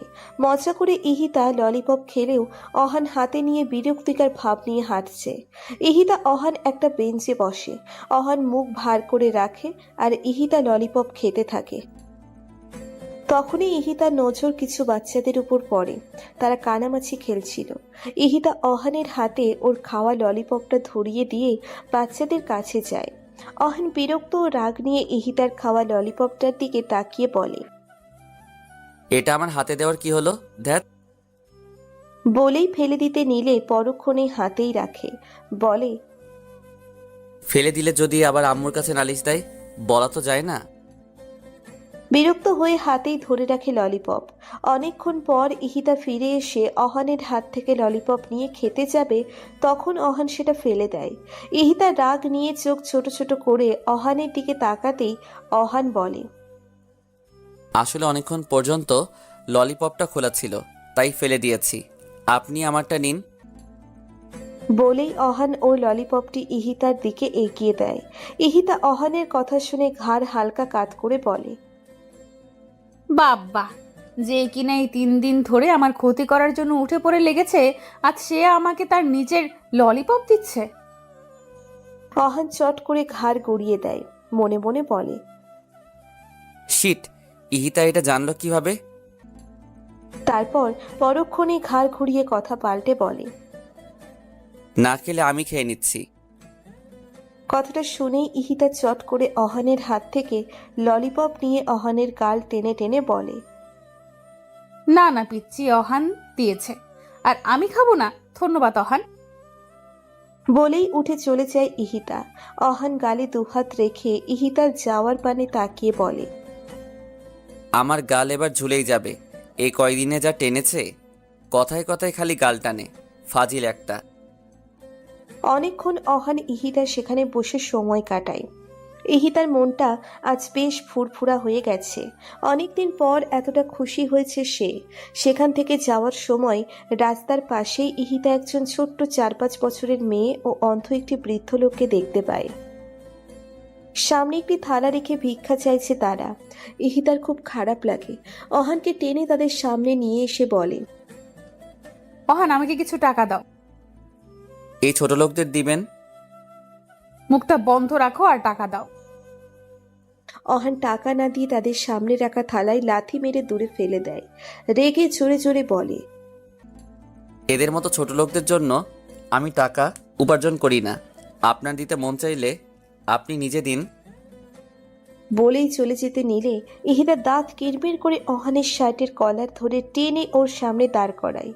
দাঁত মুখ খিচে বলে, ছোট লোক তারা নয়, ছোট লোক তুমি, তোমার মন। তুমি কি পশু? নিশ্চয়ই না। এদের মতো সাধারণ মানুষ যারা মানুষকে দান করে, মানুষের সাহায্যে এগিয়ে যায়, তারাই বড় মনের মানুষ হয়। তোমার মতো জঘন্য লোকেরা কখনোই বড় মনের মানুষও বড় লোক হতে পারে না। ভুলে যেও না তুমি একজন মুসলিম ঘরের ছেলে। তোমার উপর জাকাত ফরজ হয়েছে অনেক আগেই। মানুষকে ভালোবাসতে শেখো। সব সময় গরিবের থালে লাথি মেরে তাদের অপমান করে নিজেকে বড় মনে করো না। আর তুমি এসব লোকদেরই ছোট লোক বলে মনে করি। কথাগুলো এক নিঃশ্বাসে বলেই ইহিতা সেই প্লেট ও টাকাগুলো কুড়িয়ে তাদের সামনে রেখে দেয়। সঙ্গে কিছু টাকাও তাদের প্লেটে দিয়ে অহানকে রেখেই আগে আগে হাঁটতে থাকে। অহান একইভাবে দাঁড়িয়ে আছে। বেশ আশ্চর্য হচ্ছে সে। ইহিতার লাস্টের কথা শুনে অহান এখনো ঘোরের মাঝে আছে। ওর মাথায় আজ কাজ করছে না। ইহিতা কি করে জানলো সবসময় তাদের সাথে এমন আচরণ করে, গরিব মানুষদের অপমান করে? সব তালগোল পাকিয়ে যাচ্ছে। কে ওর বিষয় সবকিছু ইহিতাকে বলল? কে? অহান সেখান থেকে চলে যাওয়ার আগে একবার তাদের দিকে তাকায়, তারপর চোখ সরিয়ে চলে যায়। ইহিতা রোডের পাশে দাঁড়িয়েছিল। অহান ইহিতাকে দেখতে পেয়ে সেখান থেকে ট্যাক্সি নেয়। অহান আগে ট্যাক্সিতে উঠে বসে। ইহিতা ওর পাশে না বসে ড্রাইভারের সিটে বসে। এতে অহান ও ড্রাইভার কিছুটা অবাক হয়, তবুও তারা কিছু বলে না, চুপ করে থাকে। ড্রাইভার গাড়ি চালাতে থাকে। অহান বুঝতে পেরেছে ইহিতা বেশ রেগে আছে ওর উপর। ওরা পৌঁছে যায়। অহান রিফাতের ফ্ল্যাটে আসে। রাগী ভাব নিয়ে সোফায় চুপ করে বসে থাকে। রিফাত অহানের চেহারায় রাগের আভা দেখে ওর পাশে বসে বলে, কিছু হয়েছে কি? অহান রাগী কণ্ঠে তীক্ষ্ণ নজরে রিফাতের দিকে তাকিয়ে বলে, বিয়ার আছে? না, জানিস তো আমি এসব খাই না। অহান রিফাতের উপর থেকে নজর সরিয়ে নেয়। রাগী দৃষ্টিতে কিছুক্ষণ ফ্লোরের দিকে তাকিয়ে থাকে। এরপর কিছু না বলেই ফ্ল্যাট থেকে বের হয়ে যায়। বাসায় না গিয়ে বেরিয়ে আসে বাহিরে। জোরে জোরে ফুটপাত দিয়ে হাঁটতে থাকে। সামনেই একটি বার ছিল।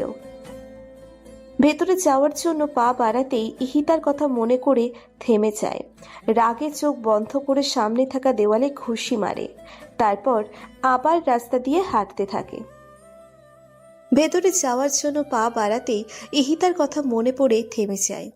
রাগী চোখ বন্ধ করে সামনে থাকা দেয়ালে ঘুষি মারে।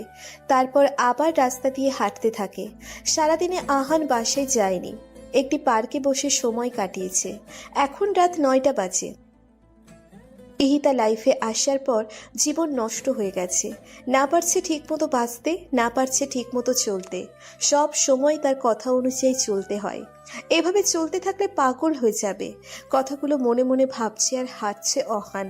হঠাৎ আকাশে বিদ্যুৎ চমকালো, সাথে জোরে বাতাসও বইতে শুরু করেছে। মনে হয় খুব জোরে বৃষ্টি হবে। কিছু দূর যেতেই খুব জোরে বৃষ্টি শুরু হয়। রাস্তায় যে মানুষজন ছিল তারা দৌড়তে শুরু করে। কেউ কেউ ছাউনির নিচে দাঁড়িয়ে আছে, কেউ গাছের নিচে। বৃষ্টি থামার অপেক্ষা করছে তারা। কিন্তু অহান এসব তোয়াক্কা না করে ধীরে ধীরে পায়ের সামনের দিকে এগিয়ে যাচ্ছে। মনে আছে একরাশ ক্রোধ, সেটা শুধু ইহিতাকে নিয়েই। আর থাকবে নাই বা কেন? যে ছেলে অফিসের ভিতরেও বাহিরে মেয়েদের সাথে ফ্লার্ট করত, সব ধরনের নেশা জাতীয় দ্রব্য পান করত, গরিব অসহায় মানুষের সাথে খারাপ ব্যবহার করত, সুযোগ পেলে মেয়েদের সাথে রাত কাটাতো, তার কি আর এমন লাইফ ভালো লাগে?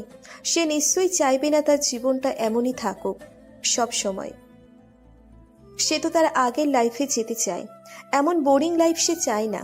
ভীষণ রাগ হয় তার ধারণা আশেপাশের মানুষ এখন তাকে দেখে হেসে মজা নিচ্ছে, কানাঘুষা করছে, যেগুলো অহানের কাছে খুব বিষাক্ত মনে হচ্ছে।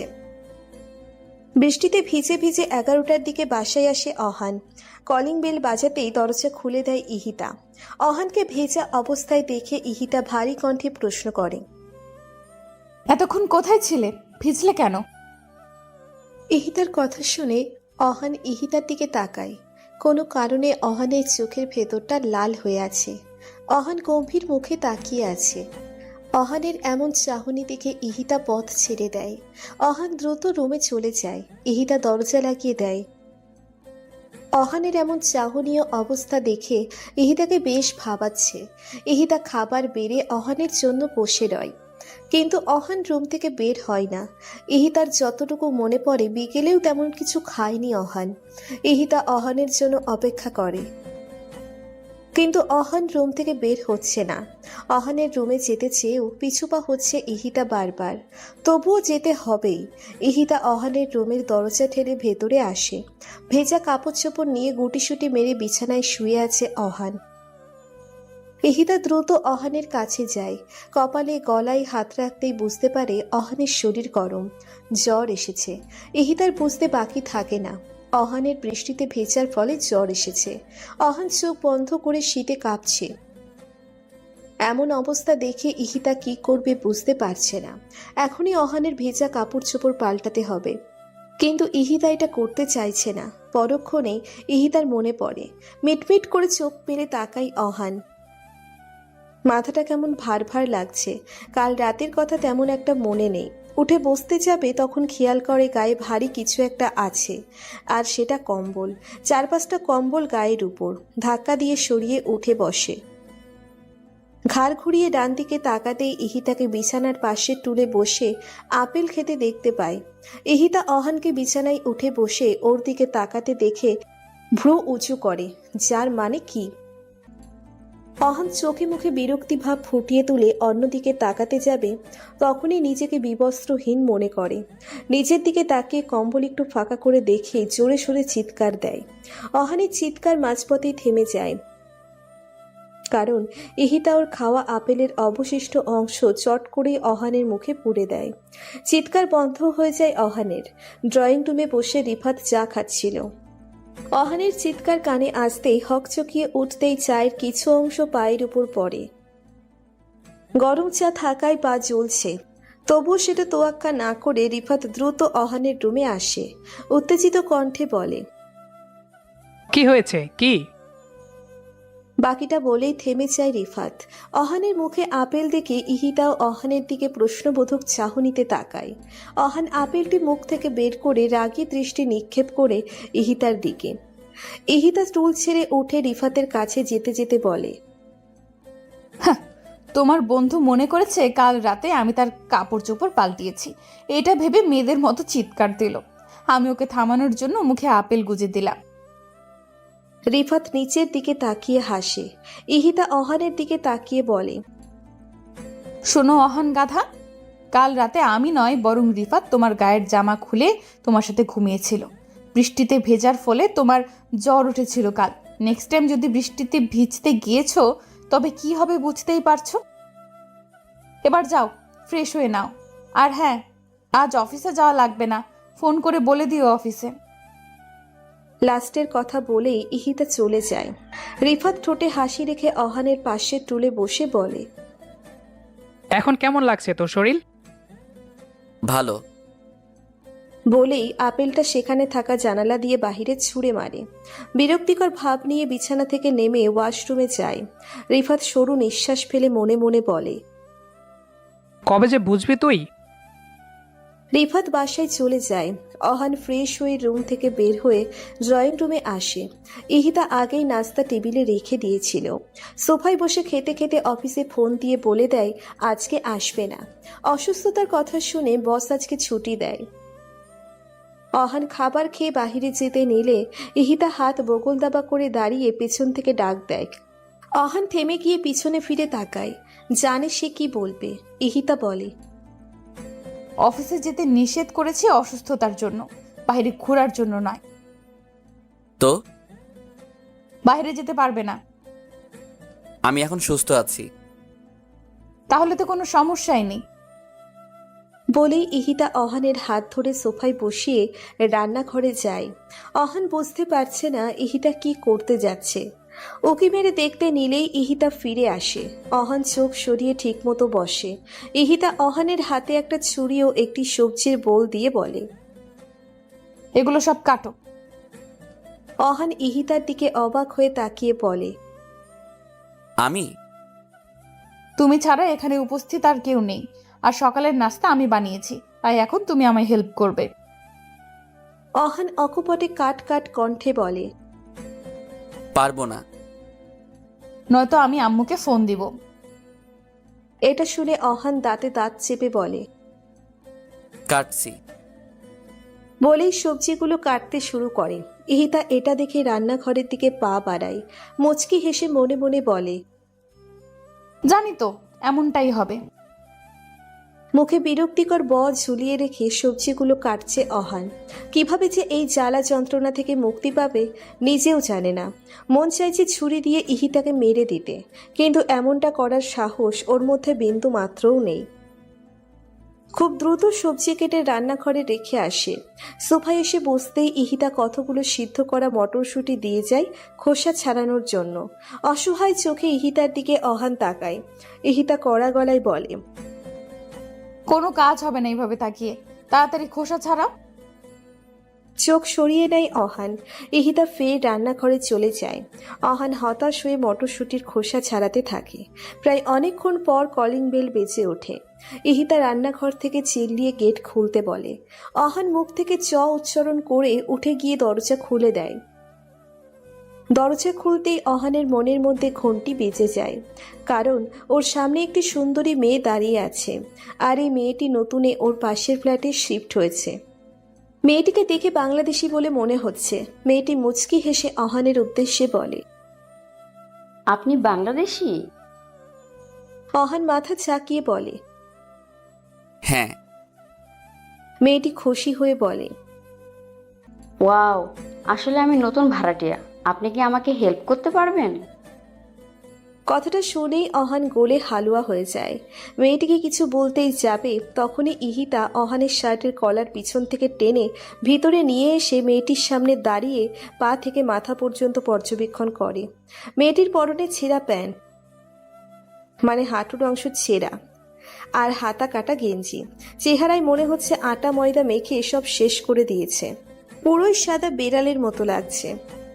ইহিতা মেয়েটির কানের কাছে মুখ নিয়ে বলে, শোনো, ময়দা মাখা চুল্লি বুল্লি আমার, এটা কি বলেছে সেটা ইহাতেই ভালো জানে। নজর দিলে তোর চেহারা পচা পানি দিয়ে ধুয়ে দিব। আবার যদি আমার সাথে কথা বলার চেষ্টা করেছিস তবে তোকে মেরে আমার শাশুড়ির মতো খয়রাত দিব। এখন এখান থেকে ভাগ। বলেই ইহিতা মেয়েটির মুখের উপর দরজা লাগিয়ে দেয়। মেয়েটি হতবিহ্বল নজরে দরজার দিকে তাকিয়ে আছে। সামান্য হেল্প চাওয়ার জন্য এত কথা শুনতে হলো। মাথা চুলকাতে চুলকাতে চলে যায় তার ফ্ল্যাটে। ইহিতা পিছনে ঘুরে অহানের দিকে তাকিয়ে চোখের ইশারায় হাত দিয়ে গলা কেটে ফেলার ভয় দেখিয়ে কিচেনে চলে আসে। অহান ইহিতার এমন ভয়াবহ ওয়ার্নিং দেখে বুকে হাত দিয়ে সোফায় বসে পড়ে। চোখের মনি এদিক সেদিক নাড়িয়ে জোরে নিঃশ্বাস নেয়। সারাদিন ইহিতা অহানকে ছোট ছোট টর্চার করেছে। অহান জাস্ট বিরক্ত, না পারছে বলতে, না পারছে বাসা থেকে পালাতে। দুপুরের খাবার খেতে দেয় না ইহিতা। বাসায় এসে খাবার খাওয়ার পর অহানকে সুস্থ বসতে দেয় না। ইহিতার পায়ের নখ কেটে দিতে বলে আর নেল পালিশ দিয়ে দিতে বলে। অহান এসব কিছুই পারে না, তবুও ইহিতার ধমক খেয়ে কাপা হাত দিয়ে দিতে হয়। নেল পালিশ দেওয়া শেষ হলো। ইহিতা অহানকে রুমে পাঠিয়ে দেয়। ইহিতা রুমে এসে মেডিসিন নিয়ে নেল পালিশ উঠিয়ে ফেলে, কারণ অহানকে জ্বালাতন করার জন্য নেল পালিশ দিয়ে দিতে বলেছিল, যার কারণে নেল পালিশ উঠিয়ে ফেলে। জানি না আমার মনের আশা পূরণ হবে কিনা। আজমল রহমান তার মাথায় হাত বুলিয়ে দেয়, পাশে বসে বলে, তোমার আশা ঠিক পূর্ণ হবে, একটু ধৈর্য ধরো। অবশ্যই, ভরসা রাখো তার উপর।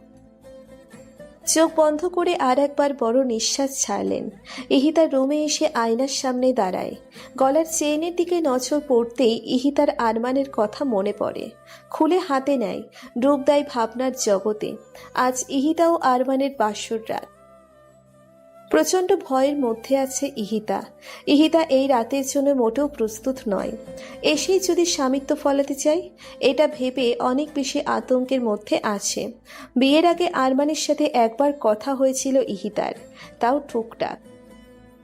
দুই পক্ষের সম্মতিতে খুব দ্রুত ওদের বিয়ে হয়, যার কারণে দুজন দুজনার সম্পর্কে কিছুই জানে না। কিন্তু এমনটা হয় না, আরমান যথেষ্ট শান্তশিষ্ট, নম্র ভদ্র ছিল। প্রথমে ইহিতার পাশে বসে, তারপর কথা বলে। আপনি কি ভালো আছেন? ইহিতা আরমানের কণ্ঠ এত সুন্দর শুনে অনেকটা স্বস্তি পায়, মনে মনে বেশ খুশিও হয়। জি ভালো। আপনি কেমন আছেন? ভালো। এইটুকু বলে আরমান ও ইহিতা দুজনেই চুপ করে থাকে। ইহিতা বিব্রত বোধ করছে। ইহিতা মুখে কিছু না বলে মাথা দুলিয়ে হ্যাঁ সম্মতি দেয়। তারপর আরমান ইহিতার হাত ধরে। ইহিতার মনের মধ্যে খচ করে ওঠে, ভয়তে মাথা নত করে চুপ করে দাঁড়িয়ে থাকে। আরমান নরম স্বরে ইহিতাকে বলে, আমি জানি আপনি ভয় পাচ্ছেন আমাকে। ভয় পাবেন না। আমরা আগে একে অপরের বিষয়ে ভালোভাবে জানবো, বন্ধু হব, তারপর আমাদের মাঝে ঘনিষ্ঠ সম্পর্ক হবে। তার আগে নয়।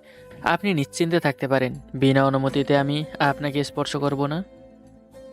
ইহিতা আরমানের কথাগুলো শুনে যেমন অবাক হচ্ছে তেমনি ভালো লাগছে। মনের মধ্যে আরমানের জন্য একটা জায়গা তৈরি হয়েছে। ভাবতেও পারেনি ওর জন্য এত বড় সারপ্রাইজ রেখেছিল জীবনে। আরমান ইহিতার গলায় সেই লকেট সহ চেন পরিয়ে দেয়, যেটা এখন ইহিতার হাতে আছে। চোখ থেকে পানি স্রোতের ধারা বইতে থাকে। আজ সেই মানুষটি নেই, কিন্তু তার দেওয়া সেই প্রথম চিহ্নটা আছে। হাঁটু গেড়ে বসে পড়ে ফ্লোরে। চোখের জলগুলো গাল পেয়ে ফ্লোরের উপর ফোঁটা ফোঁটা জমে একত্রিত হচ্ছে। হারিয়ে ফেলেছে সেই মানুষটিকে, যেই মানুষটি ছায়ার মতো সব সময় ইহিতার পাশে থাকতো, ভালোবাসায় আগলে ডাকতো বাহু ডোরে। অনেকক্ষণ সেখানে বসে কান্না করে, যার কারণে মাথায় পেইন শুরু হয়। ইহিতা ফ্লোরেই শুয়ে পড়ে, চেইনটা বুকের সাথে মিশিয়ে। দিন যত যাচ্ছে ইহিতার টর্চার শাসনের পরিমাণও বাড়ছে। বহু কষ্টে আহান ইহিতার টর্চার মুখে বুঝে সহ্য করে নিচ্ছে। না চাইতেও অহানের ইহিতার সব কথা শুনতে হচ্ছে, যা অহানের কাছে সবচাইতে কষ্টকর বিষয় ছিল। তবুও কথা তো শুনতেই হবে। আর কথায় কথায় গাল টেনে দেওয়া তো আছেই। এই কাজটাই অহান বেশি বিরক্ত ও রাগ হয়। এটা ছাড়াও ইহিতা অহানের ফোন থেকে মেয়েদের সব নাম্বার ডিলিট করে দেয়। সময়, দিন, মাস কেটে যায় পুরো 5 মাস। এখন অহানের কাছে ইহিতার সব টর্চারগুলো মুখস্থ হয়ে গেছে। কখন কি বলতে হয় তা অহান জানে। তারপরও সুযোগ পেলে অহান তেরামি করতে পিছুপা হয় না। অহানের তেরামি ঠিক করার জন্য ইহিতা তো আছেই। এক মেডিসিনই সোজা অহান। ইহিতা অহানকে দিয়ে জামা ইস্ত্রি করাচ্ছে। ইহিতা দাঁড়িয়ে থেকে বলে দিচ্ছে কিভাবে জামা ইস্ত্রি করতে হয়। অহান ঠিক সেইভাবেই ইস্ত্রি করছে। হাত দিয়ে দেখিয়ে বলে ইহিতা, ঠিক মতো করো, ভালো করে ধরে নাও। করছি। হ্যাঁ, ঠিক মতো করো। কথা না বলে ছোড়ে ছোড়ে মেশিন দিয়ে জামা খুঁজতে থাকে। রাগে অহান দাঁত কিরমির করছে। ইহিতা অহানের কাছ থেকে চলে এসে আরাম করে সোফায় বসে আচার খাচ্ছে। কিছুক্ষণ পর অহানের কাজ শেষ হয়। ইহিতা অহানকে বলে, ফ্রিজে আইসক্রিম আছে, নিয়ে এসো। আপনি না আচার খাচ্ছেন? আইসক্রিমও খাবো। মনে মনে বলে অহান। খাদক কোথাকার। যাবে নাকি? যাচ্ছি। বলেই অহান বিরক্তি নিয়ে ফ্রিজ থেকে আইসক্রিম বের করে ঠাস করে লাগিয়ে হনহনিয়ে ড্রয়িং রুমে আসে। আইসক্রিমের বাটি ধাপ করে রাখে টেবিলের উপর। ভদ্রতা শিখো নাই? না, শিখি নাই। তার চেয়ে বড় কিছু থাকলে আমি আছি। বলেই অহান রুমে চলে আসে। এহিতা অহানের রাগ দেখে মৃদু হাসে। ফোনের রিংটোন বাজতে থাকে। এহিতা ফোনের স্ক্রিনের দিকে তাকিয়ে দেখে হামিদা বানু কল দিয়েছে। ফোন নিয়ে রুমে চলে আসে। হামিদা বানুর সাথে ইহিতার অনেকক্ষণ কথা হয়। ফোন কেটে দেওয়ার পর ইহিতা আইসক্রিমের বাটি ফ্রিজে রেখে গোসল করতে চলে যায়। অহান বাথটাবে বসে একা একা নিজের সাথেই কথা বলছে। জানি না কিভাবে ইহিতার কাছ থেকে মুক্তি পাবো। জীবনটা আমার অতিষ্ঠ, বরবাদ। আজকে ছুটির দিনও শান্তি নেই। হুকুম জারি করে করেই মারবে আমায়। রাগ নিয়ে কৌশল সেরে বের হয় অহান। এসে টেবিলে খাবার সাজাতে থাকে।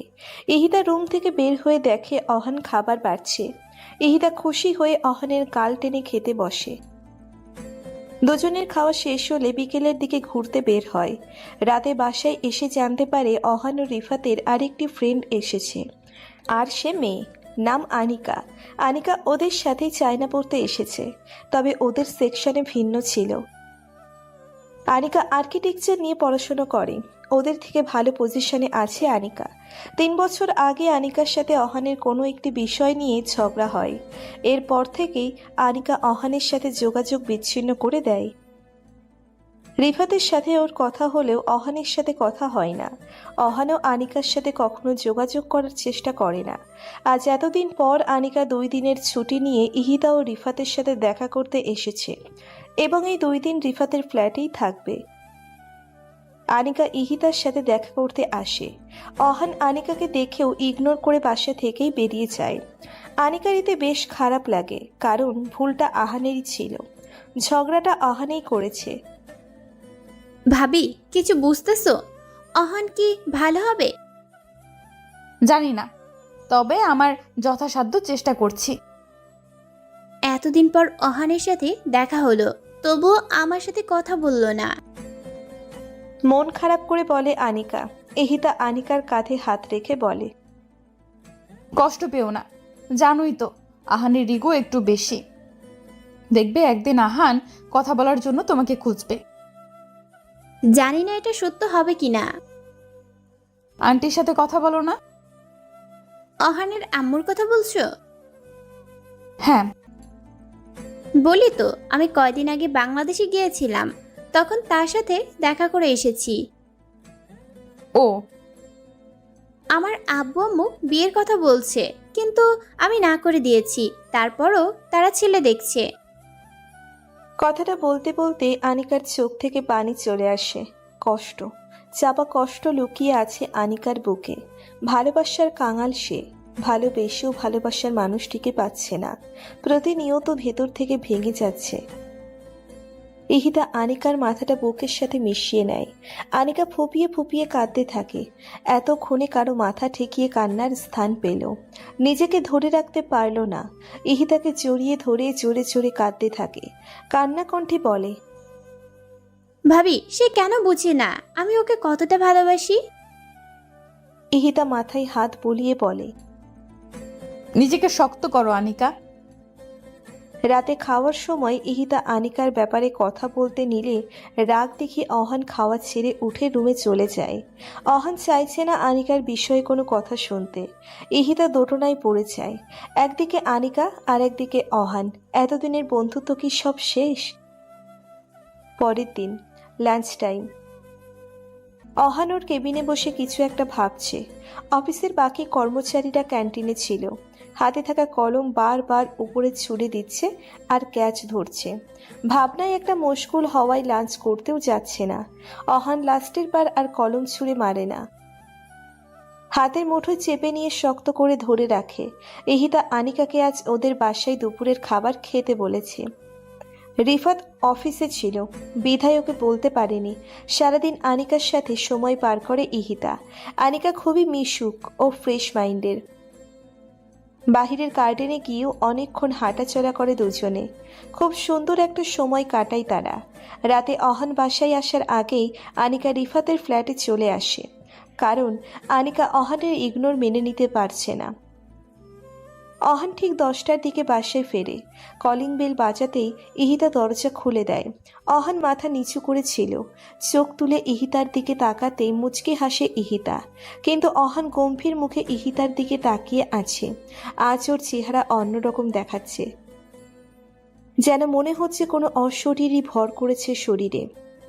ইহিতার হাসি মিলিয়ে যায় অহানের এমন গম্ভীর মুখ দেখে। একটু কাছে গিয়ে কপালে গলায় হাত রেখে দেখে জ্বর এসেছে কিনা, কিন্তু শরীর ঠান্ডা ছিল। ইহিতার কেমন অদ্ভুত লাগছে অহানের চাহনি। নেশাও করেনি অহান, তবুও এভাবে তাকিয়ে থাকার কারণ খুঁজে পাচ্ছে না ইহিতা। গেট খোলা রেখেই ভেতরে চলে আসে, বলে, ফ্রেশ হয়ে এসো, আমি খাবার বাড়ছি। অহান গম্ভীর মুখে দরজা ঠাস করে লাগিয়ে ইহিতার দিকে ঘুরে তাকায়। হাতের ব্যাগ নিচে ফেলে দেয়। ইহিতা কিছু পড়ে যাওয়ার শব্দ শুনে অহানের দিকে ঘুরে তাকায়। নিচে ব্যাগ পড়ে থাকতে দেখে অহানের দিকে তাকায়। অহান একইভাবে ইহিতার দিকে তাকিয়ে আছে। ইহিতা ভ্রু কুঁচকে বলে, কি হয়েছে তোমার? তুমি এমন বিহেভ করছো কেন? অহান এক পা ইহিতার দিকে বাড়ায় আর বলে, এতদিন তো কিছু হয়নি, কিন্তু এখন হবে। ইহিতা সন্দেহ চোখে তাকিয়ে বলে, মানে কি হবে? আপনি আমার ওয়াইফ, আমি আপনার স্বামী। আমাদের তো ফার্স্ট নাইট হয়নি, তো বলুন কোন রুমে ফার্স্ট নাইট করতে চান? আপনার রুমে নাকি আমার রুমে? রেগে চিল্লিয়ে বলে ইহিতা। আহান, মুখ সামলে কথা বলো। ইহিতার দিকে এগিয়ে গিয়ে আহান বলে, কেন? স্ত্রীর অধিকার চাওয়া তো কোনো অপরাধ নয়, এটা তো আমার হক।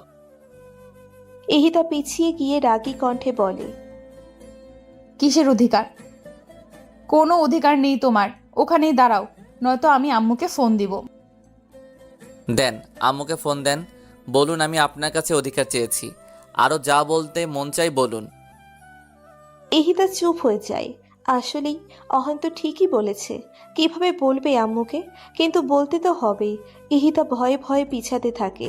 অহান ইহিতার দিকে আগাতে থাকে। আহান, ভালো হচ্ছে না কিন্তু, কাছে আসবে না একদম। অহান ইহিতার কথা শোনে না। ইহিতা কাপা কণ্ঠে বলে, আহান স্টপ। আহান। অহানের থামার কোনো গতি নেই। ইহিতার দিকে এগিয়েই যাচ্ছে, আহান থামো বলছি। তবুও থামছে না অহান। ইহিতা দৌড়ে ওর রুমে যেতে নিলেই অহান ইহিতার হাত ধরে ফেলে। দেয়ালের সাথে মিশিয়ে ধরে ইহিতার কাছে যেতে নিলেই ইহিতা ওর সর্বশক্তি প্রয়োগ করে অহানকে ধাক্কা মেরে সজোরে কষিয়ে গালে একটা চড় মেরে দেয়। চড় দেওয়ার ফলে অহানের ঘাড় ডান দিকে কাত হয়ে যায়। সেভাবেই দাঁড়িয়ে রয় অহান। ইহিতার চোখ নিমেষেই ভরে ওঠে জলে। ছলছল করা চোখে কান্না জড়িত কণ্ঠে বলে, আমি তো তোমার ভাবি হই, বউ না। অহান তাচ্ছিল্য হাসি দেয়। ইহিতার কাছ থেকে দূরে সরে বলে, কোনটা বিশ্বাস করব আমি? আপনি আমার ভাবি হন এটা, নাকি বউ হন এটা? কোনটা বলুন? জোরে চিল্লিয়ে বলে অহান। ইহিতা অহানের প্রশ্নের উত্তর দেয় না। দৌড়ে রুমে এসে দরজা লাগিয়ে পিঠ দরজার সাথে ঠেকিয়ে কান্না কাঁদতে থাকে। অহান উত্তর পায়নি তার। রাগে ড্রয়িং রুমের সেন্টার টেবিলে লাথি মেরে বাসা থেকে বের হয়। বড় বড় পা ফেলে রিফাতের ফ্ল্যাটের সামনে আসে। জোরে জোরে কলিং বেল সহ দরজা ধাক্কাতে থাকে। আনিকা ও রিফাত সবেমাত্র খাবার খেতে বসেছে। এমনভাবে কলিং বেল বাজাতে ও দরজা ধাক্কাতে দেখে আনিকা টেবিল ছেড়ে উঠে দরজা খুলে দেয়। দরজা খুলতেই অহানকে দেখতে পায়। চোখে মুখে লেগে আছে প্রচণ্ড রাগের আভা। অহান আনিকাকে পাশে সরিয়ে ভেতরে প্রবেশ করেই রিফাতের গেঞ্জি ধরে টেনে টেবিল থেকে উঠিয়ে মারতে শুরু করে আর জোরে জোরে বলে, কেন করেছিস আমার সাথে এটা? কেন বলেছিস আমার সম্পর্কে সব আম্মুকে? বল, কেন বলেছিস? ঘুষি মারতে থাকে অহান। ফের অহান দেওয়ালের সাথে রিফাতকে ঠেসে ধরে ক্ষুব্ধ কণ্ঠে বলে, বন্ধুত্বের এই পরিণাম দেখালি, বেঈমান কোথাকার! বলেই এলোপাথারি ঘুষি মারতে থাকে রিফাতকে। আনিকা এতক্ষণ রিফাতকে মারতে দেখে চুপ করে রয়, কিন্তু যখন অহানের মুখে এসব কথা শোনে তখন আর চুপ থাকে না। অহানের কাছে এসে শার্টের কলার ধরে টেনে ওর কাছে নিয়ে জোরে থাপ্পড় মেরে চিৎকার করে বলে, রিফাত কিছু বলেনি, আমি বলেছি তোর আম্মুকে সব। কথাটা শুনেই অহান অবাক চোখে তাকায় আনিকার দিকে। অহান বুঝতে পারছে না আনিকা কিভাবে বলল এসব। আনিকা তো এসব কিছু জানতো না, না এতদিন দেখা হয়েছে ওর সঙ্গে। তাহলে আনিকাকে কে বলল? রিফাত? নাকি আনিকা নিজে থেকেই সব জেনেছে অহানের বিষয়? আজ হামিদা বানু ও আজমল রহমানের বিবাহ বার্ষিকী। এই উপলক্ষে কম বেশি আত্মীয় স্বজনদের দাওয়াত দিয়েছে আজমল রহমান। কিছুক্ষণ আগেই অহানের সাথে কথা বলেছে তারা। অহান বেশি কথা বলতে পারেনি, অফিসে কাজ ছিল তাই।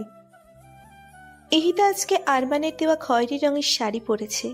আরমানের কথা মতো হালকা সেজেছে। নিজেকে আয়নায় দেখে ড্রয়িং রুম থেকে বের হয়ে মেহমানদের সাথে কথা বলতে থাকে, সময় কাটতে থাকে। আরমান আজ অফিস থেকে তাড়াতাড়ি ছুটি নিয়েছে। কিছুক্ষণ আগেই ইহিতা আরমানের সাথে কথা বলেছে। 10 মিনিট আগেই অফিস থেকে গাড়ি নিয়ে বের হয়েছে আরমান। এখন 9টা বাজতে চলল। আরমানের এখনো কোনো খবর নেই। ইহিতা আবার আরমানকে ফোন দেয়। আরমান ফোন রিসিভ করে বলে সে মার্কেটে আছে। আব্বু আম্মুর জন্য গিফট কিনছে। ইহিতা আরমানকে তাড়াতাড়ি আসতে বলে বাসায়। এটাও বলে সবাই তার জন্য অপেক্ষা করছে। আরমান গিফট নিয়ে গাড়ির পিছনে রেখে ড্রাইভিং সিটে বসে। হঠাৎ কোথা থেকে একটু চলন্ত ট্রাক তার ব্যালেন্স হারিয়ে আরমানের গাড়ির দিকে ধেয়ে আসছে সামনে থেকে। শেষ মুহূর্তে আরমান মুখ থেকে ও শিট বলেই গাড়ি স্টার্ট দিয়ে স্টিয়ারিং ধরে ডান দিকে ঘুরিয়ে দেওয়ার আগেই ট্রাকটি এসে সজোরে ধাক্কা দেয় আরমানের গাড়িতে।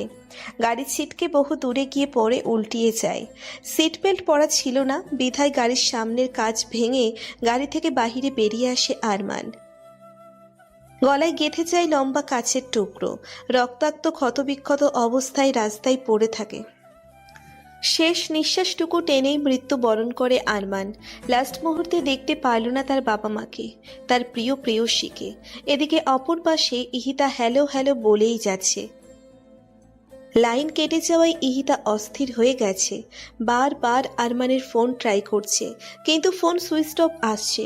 উত্তেজিত হয়ে কথাটা যখন আজমল রহমানকে জানায়, তখনই সে ইহিতার বলা আরমানের লোকেশনে যায় এবং জানতে পারে আরমানের গাড়ি অ্যাক্সিডেন্ট করেছে। সেখানেই মারা গেছে আরমান। রাস্তায় তার বড় ছেলের মৃতদেহখানা পড়ে থাকতে দেখে। ছেলের রক্তমাখা মুখ দেখে তিনি কিছুক্ষণের জন্য স্তব্ধ হয়ে যায়। পড়ে যেতে নিলে কিছু লোক তাকে ধরে একটি চেয়ারে বসায়। আজমল রহমান চোখের চশমা খুলে পাশে রাখে। কাপা কাপা হাতে পাঞ্জাবির পকেট থেকে বাটন ফোন বের করে ইহিতার নাম্বারে ফোন দেয়। ইহিতা ফোন পেয়ে চট করে রিসিভ করে। উত্তেজিত হয়ে বারবার আজমল রহমানকে জিজ্ঞেস করে আরমানের কথা। আজমল রহমান কিভাবে বলবে বুঝতে পারছে না, কিন্তু সত্যটা তো বলতেই হবে, মেনে যে নিতে হবে, এটাই যে নিয়ম। তিনি দ্বিধাদ্বন্দ্ব ফেলে বলে ফেলে আরমানের মৃত্যুর খবর। শুনেই ইহিতা কান থেকে ফোন ফেলে মাটিতে বসে পড়ে। মনে হচ্ছে ওর দুনিয়া উল্টে গেছে। পায়ের নিচটা বেশ শূন্য মনে হচ্ছে। হামিদা বানু ফোন উঠিয়ে কানে নেয়। আজমল রহমানের কান্না শুনে বুঝে যায় সে জ্ঞান হারিয়ে ফেলে সেখানেই।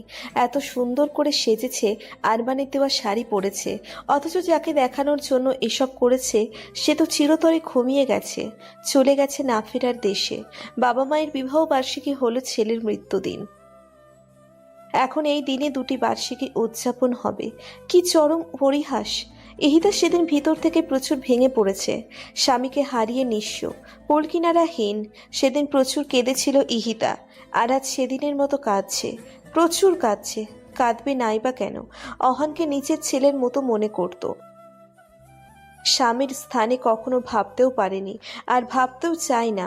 সবার কাছে নিজের ছেলে হিসেবে পরিচয় করাতো, সেটা অহানের আড়ালে। আজ তার কাছ থেকে এমন ব্যবহার আশা করেনি ইহিতা। ভেতরটা ভেঙে চুরমার হয়ে গেছে, চোখে পানি স্রোতের মতো গলগল করে বয়ে যাচ্ছে। সেদিনের মতো আজ নিজেকে বড় একা মনে হচ্ছে, বড্ড একা। অন্য প্রান্তে। কেন? আমি তোর ভালোবাসা অ্যাকসেপ্ট করিনি তাই রিজেক্ট করেছি বলে প্রতিশোধ নিয়েছিস? আনিকা তাচ্ছিল্য হেসে বলল, তোর ভালোবাসায় আমি জীবনে যদি কোনো ভুল করে থাকি, সেই তোকে ভালোবাসা করেছি। তোর মতো ছেলেকে ভালোবাসা তো দূরের কথা, বন্ধু ভাবাও উচিত নয়। আনিকা, তুই কিন্তু বেশি কথা বলছিস। এবার রিফাত মুখ খুলে অহানের সামনে দাঁড়িয়ে বলে, বেশি? আনিকা ঠিকই বলেছে, ভুল কিছু বলেনি। তুইও ওর সাথে হাত মিলিয়েছিস। তুই সবসময় নিজের মতো কেন মনে করিস? মাইন্ড চেঞ্জ কর। আর কি বললি? কেন বলেছি তোর আম্মুকে? তুই কি জানিস কতটা চেঞ্জ হয়ে গেছিস তুই? কতটা অমানুষে পরিণত হয়েছিস তুই? একবার আয়নার সামনে দাঁড়িয়ে দেখ নিজেকে।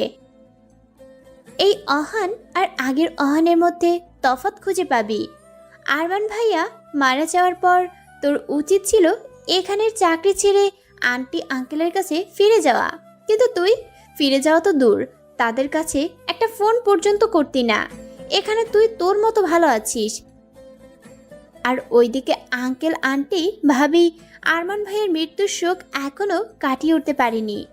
আরমান ভাইয়া মারা যাওয়ার 5 দিন পর তুই চলে আসিস চায় না। যাক ভালো, এখানে এসে অ্যাটলিস্ট তাদের সাথে যোগাযোগ তো করবি। তারা তোদেরকে কল দিয়ে পায় না। তুই তাদের ফোন ধরিস না, ইগনোর করিস। আমার কাছে, রিফাতের কাছে ফোন দেয় তারা। আমরা তো আর তোর মতো স্বার্থপর না। আমরা তাদের সাথে ঠিকই কথা বলি, কিন্তু যখন তোর কথা জিজ্ঞেস করে তখন মিথ্যা বলি, কারণ সত্যি বললে। এটুকু বলে আনিকা দম নেয়। রিফাত বলতে শুরু করে। ছোট থেকে আমরা তিনজন একসাথে বড় হয়েছি। তুই আমাদের কেমন বন্ধু মনে করিস সেটা জানি না, তবে আমরা তোকে আমাদের কলিজার বন্ধু মনে করি। আমি তোর দ্বারা অনেক কষ্ট পেয়েছি, কিন্তু মুখ ফুটে কখনোই সেটা প্রকাশ করিনি। মনে করেছি বন্ধু তো। কিন্তু সেদিন যখন তোর জ্বর হয়েছিল, ভাবি যখন আমাকে ডেকেছিল, তখন সেই রাতের কথা মনে পড়ে যায়। সেই রাতে অনেক অসুস্থ ছিলাম আমি, জ্বর ছিল প্রচুর। সারা রুম জুড়ে কেবল আমি একাই ছিলাম। এক গ্লাস পানি ঢেলে দেওয়ার মতো মানুষ পর্যন্ত ছিল না আমার পাশে। অতি কষ্টে তোকে আমি ফোন দেই, কিন্তু কপাল এতই খারাপ ছিল, তুই আমাকে একটিবারের জন্য দেখতে আসিসনি। উল্টো বলেছিস মেডিসিন নিয়ে ঘুমিয়ে পড়, তারপর ফোন রেখে অন্য কারোর সাথে ব্যস্ত হয়ে পড়িস বেডে। সেদিন আমি রিয়ালাইজ করি, আজ যদি আমার বাবা মা পাশে থাকতো তাহলে এমনটা হতো না। তুই তো নিচতলায় থাকতি, একবারও কি পারলি না আমার কাছে আসতে? দুঃখে কষ্টে সেদিন এক মুহূর্তের জন্য মন চাইছিল মরেই যাই। নিজের কলিজার বন্ধু যাকে মানি, সে আমার কোনো মূল্যই করলো না।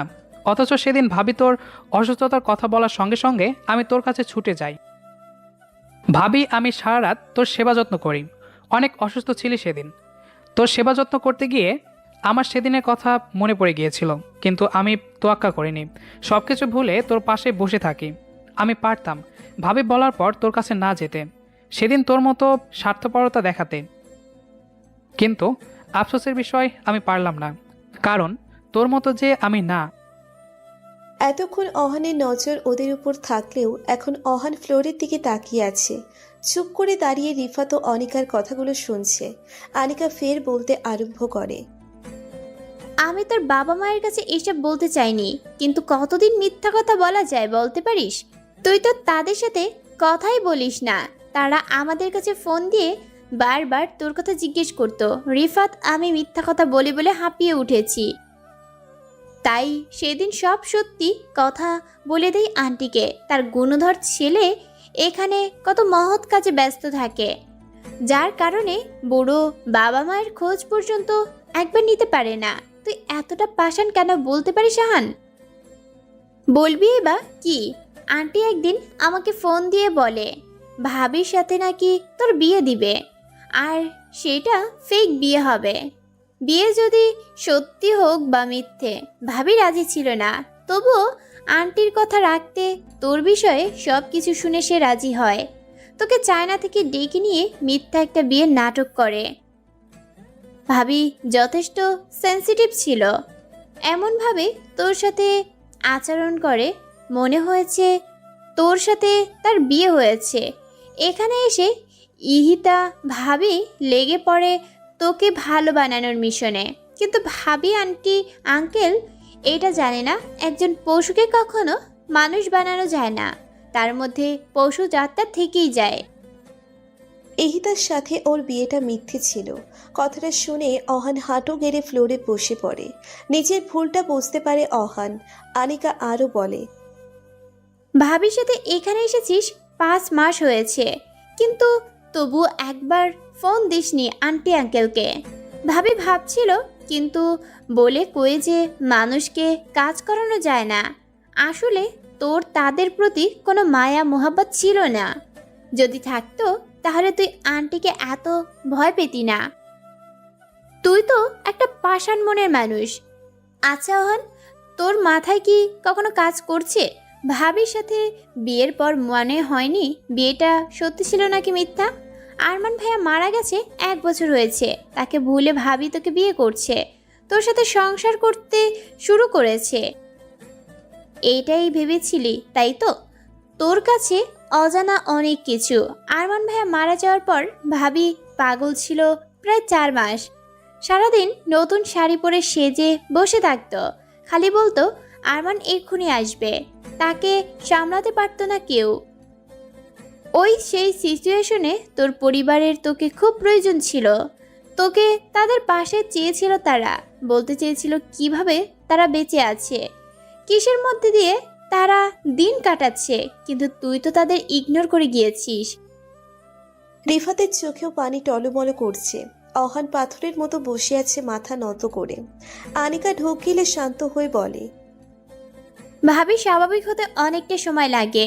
যখন সে সুস্থ হয় তখন আন্টি সত্যিই চেয়েছিল ভাবির সাথে তোর বিয়ে দিতে, কিন্তু ভাবি না করে দেয়, কারণ সে এখনো আরমান ভাইয়াকেই ভালোবাসে।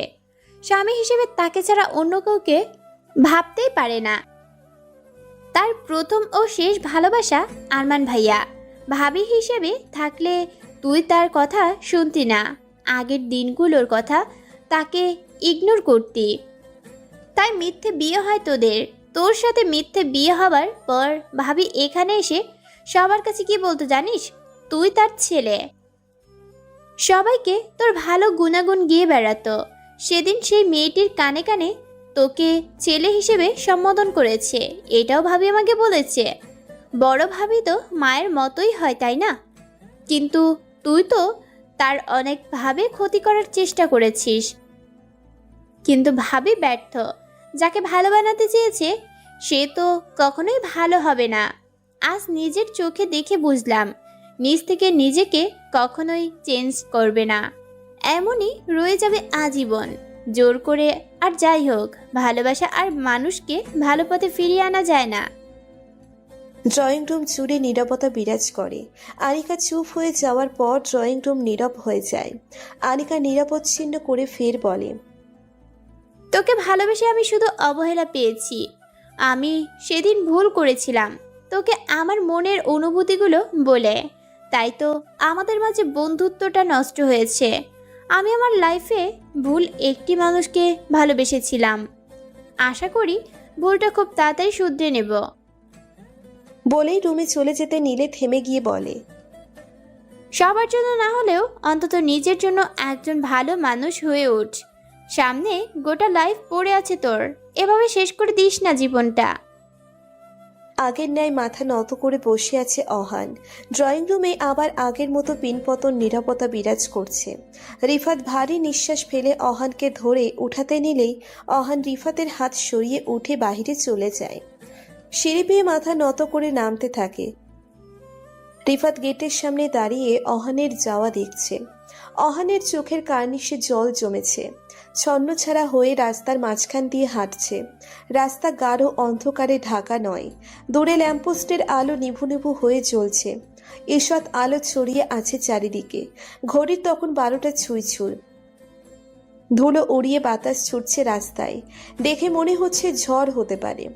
অহানের বুকেও ঝড় বইছে। নিজেকে পৃথিবীর উচ্ছিষ্ট মনে হচ্ছে। বুকে রক্তক্ষরণ বয়ে যাচ্ছে। প্রাণপয় ভেবে যাচ্ছে একই করল সে। মায়ের মতো ভাবিকে না জেনে বুঝে স্ত্রীর অধিকার চেয়ে কাছে টেনেছিল। মারাত্মক ভুল করেছে সে। এতদিন মারাত্মক ভুল করে এসেছে তার বাবা মায়ের সাথে, কিন্তু সে তো সত্যিটা জানতো না। আসলেই কি সে মারাত্মক ভুল করেছে স্ত্রীর অধিকার চেয়ে? তার তো জানা ছিল ইহিতা তার বউ নয়, ভাবি।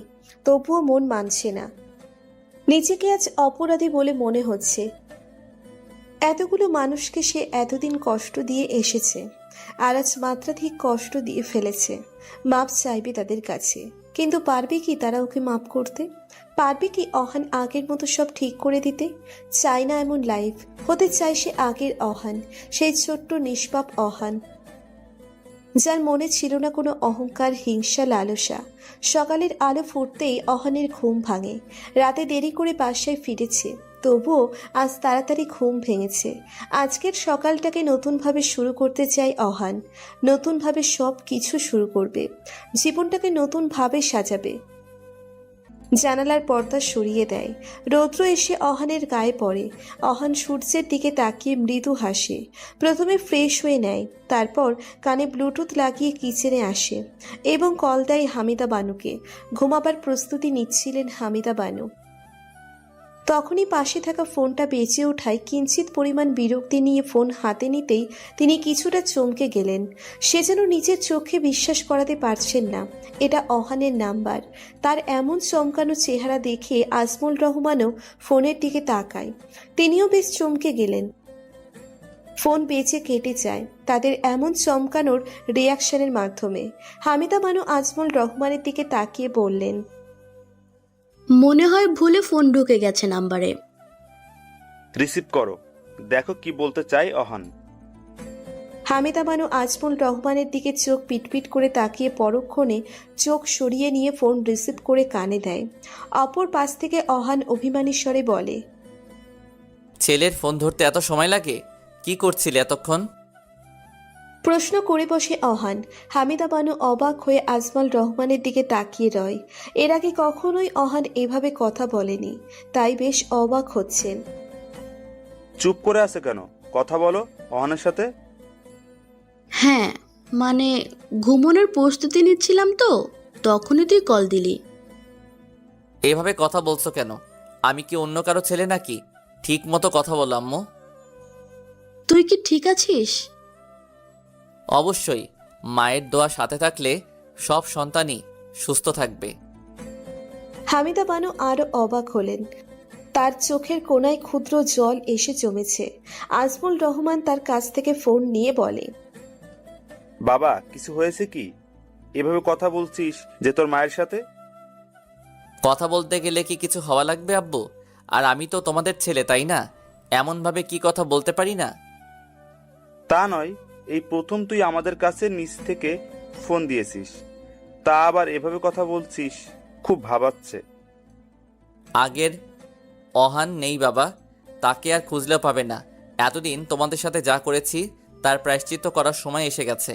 আমি খুব শীঘ্রই ভাবিকে নিয়ে বাংলাদেশে আসছি। দোয়া রেখো, মাফ করে দিও আগের অহানকে। বলেই অহান ফোন কেটে দেয়। আবেগের মোহে তার চোখেও জলকণা এসে ভর করেছে। দীর্ঘশ্বাস ফেলে রান্না করতে শুরু করে। রান্না শেষ করেই ইহিতাকে ডাক দিবে। কাল রাতের খাবারগুলো তেমনিভাবে টেবিলের উপর রাখা ছিল, যার কারণে অহান বুঝে যায় ইহিতাও রাতে কিছু খায়নি। আজমল রহমান আবেগ প্রবল হয় ফোনের স্ক্রিনের দিকে তাকিয়ে আছে। পাশেই হামিদা বানু ফুপিয়ে কাঁদছে। এ যে সুখের কান্না। এতদিনে আল্লাহ তার ডাক শুনেছে, তার ছেলেকে ভালো পথে ফিরিয়ে দিয়েছে। আজমল রহমান পুরো ব্যাপারটা ক্লিয়ার হওয়ার জন্য আনিকাকে কল দেয়। আনিকা হতাশ কণ্ঠে কাল রাতের কথা জানালে আজমল রহমান ও হামিদা বানু সবকিছু বুঝতে পারে। আজমল রহমান যখন আনিকাকে বলেন অহান কল দিয়েছে, শুনে আনিকাও তখন বেশ অবাক হয়েছে। পরক্ষণে আনিকাও খুশি হয় আজমল রহমানের পুরো কথা শুনে। অহানের রান্না শেষ। হাত ধুয়ে মুছে ইহিতার রুমে এসে নক করে। ইহিতা তখনও ফ্লোরেই শুয়েছিল। বেশ কয়েকবার নক করার পরও দরজা খোলে না। এবার অহান জোরে জোরে নক করে, যার ফলে ইহিতার ঘুম হালকা হয়ে যায়। চোখ মেলে তাকাতেই সামনের সব কিছু ঘোলাটে দেখতে পায়। কাল রাতে অধিক মাত্রার কান্না করার ফলে চোখ ফুলে গেছে, মাথা ঝিম ধরে আছে। বহু কষ্টে উঠে বসে। দরজা ধাক্কানোর আওয়াজ শুনতে পেয়ে বুঝতে পারে অহান ডাকছে। পরক্ষণে কাল রাতের কথা মনে পড়ে, কিন্তু ইহিতা এটাও বুঝতে পারে এতে অহানের কোনো দোষ ছিল না। অহান তো সত্যিটা জানতো না সে তার বউ নয়, ভাবিই হয়। চোখ বন্ধ করে দীর্ঘশ্বাস ফেলে দেয়াল ধরে উঠে দাঁড়ালো। দরজা খুলে দিতেই হুড়মুড় করে অহান ভিতরে প্রবেশ করে। জোরে নিঃশ্বাস নিয়ে বলে, এতক্ষণ লাগে দরজা খুলতে? আমি কতক্ষণ ধরে ডাকছি আপনাকে? ইহিতা নিচের দিকে তাকিয়ে মৃদু স্বরে বলে, কেন? ফ্রেশ হয়ে নিন, ব্রেকফাস্ট করবেন। ইহিতা অহানকে কিছু না বলেই বাথরুমের দিকে পা বাড়াতেই অহান পিছনের থেকে বলে ওঠে, মাফ করে দিবেন ভাবি, আমি এই টপিকে কোনো কথা বলতে চাই না, ভুলে যাও সব। অহান বুঝতে পারে ইহিতা এখনো রেগে আছে তার উপর। অহান কিছুক্ষণ মৌন হয়ে রয়, তারপর চলে আসে ড্রয়িং রুমে। একটু আগেই অহান রিফাত ও আনিকাকে ওর ফ্ল্যাটে আসতে বলেছে। ওদের জন্য ব্রেকফাস্ট বানিয়েছে অহান। রীতিমতো ওরাও সেখানে উপস্থিত হয়। অহান ওদের সাথে হাসি মুখে কথা বলে সোফায় বসতে বলে। অহানের এমন আচরণে আজ ওরা বেশ অবাক হলেও ভিতরে ভিতরে বেশ খুশি হয়। অহান রিফাত ও আনিকার উদ্দেশ্যে বলে, সরি রে, এতদিন অজান্তেই তোদের অনেক কষ্ট দিয়েছি। কাল তোরা সবকিছু চোখে আঙুল দিয়ে দেখিয়ে দিয়েছিস। এখন কি আমি আর আগের মতো থাকতে পারি বল? আমি সেই আগের অহান হয়ে গেছি। যাক, তোরা চেয়েছিস, যাকে তোরা চেয়েছিস মাফ করেছিস তোরা। আনিকা এক মনে অহানকে দেখছে। খুশিময় এক চিলতে হাসি ফুটে ওঠে ঠোঁটে। রিফাত অন্যদিকে মুখ ঘুরিয়ে অহানের সামনে ডান পা এগিয়ে দিয়ে বলে, পা ধর, তাহলে মাফ করে দিব। অহান দুষ্টু হাসি দিয়ে রিফাতের পা ধরে, কিন্তু পরক্ষণে পা ধরে টেনে ফ্লোরে ফেলে দেয়, যেটা দেখে আনিকা ও অহান দুজনেই হেসে ওঠে। এদিকে ইহিতা রুম থেকে বেরিয়ে দুহাত বগল দাবা করে দাঁড়িয়ে ভারী কণ্ঠে বলে, আমার পা ধরবে কে শুনি? হাসি থামিয়ে ওরা ইহিতার দিকে তাকায়। অহান ইহিতার সামনে হাঁটু গেড়ে বসে হাত ভাঁজ করে বলে, মাফ করে দেয় ভাবি, আমার এত বড় ভুল হয়ে গেছে। আর কখনো খারাপ কাজ করব না, সৎ পথে চলবো, আর আপনার কথা পাই টু পাই মানব। শুধু আমার কথা? সবার কথা শুনবো। মাফ করে দেন ভাবি। ঠিক আছে, ঠিক আছে, ছাড়ো। আহান উঠে দাঁড়াতেই ইহিতা হেঁটে গিয়ে আনিকার পাশে বসে। খুব হাসি খুশিতেই সকালের নাস্তা সারে এবং প্রোগ্রাম করে আজ ওরা পিকনিকে যাবে। তবে তার আগে অহান ওর অফিসে গিয়ে রিজাইন দিয়ে আসতে চায়। ওদের সব ব্যবস্থা করতে বলে অহান অফিসে আসে।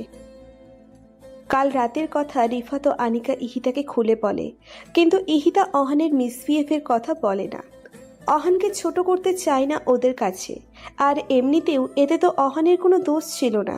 হামিদা বানু ইহিতাকে ফোন দিয়ে অনেক কান্নাকাটি করে বলে, মা, তুই পারলে অহনকে ভালো বানাতে, আমি তোর কাছে ঋণী।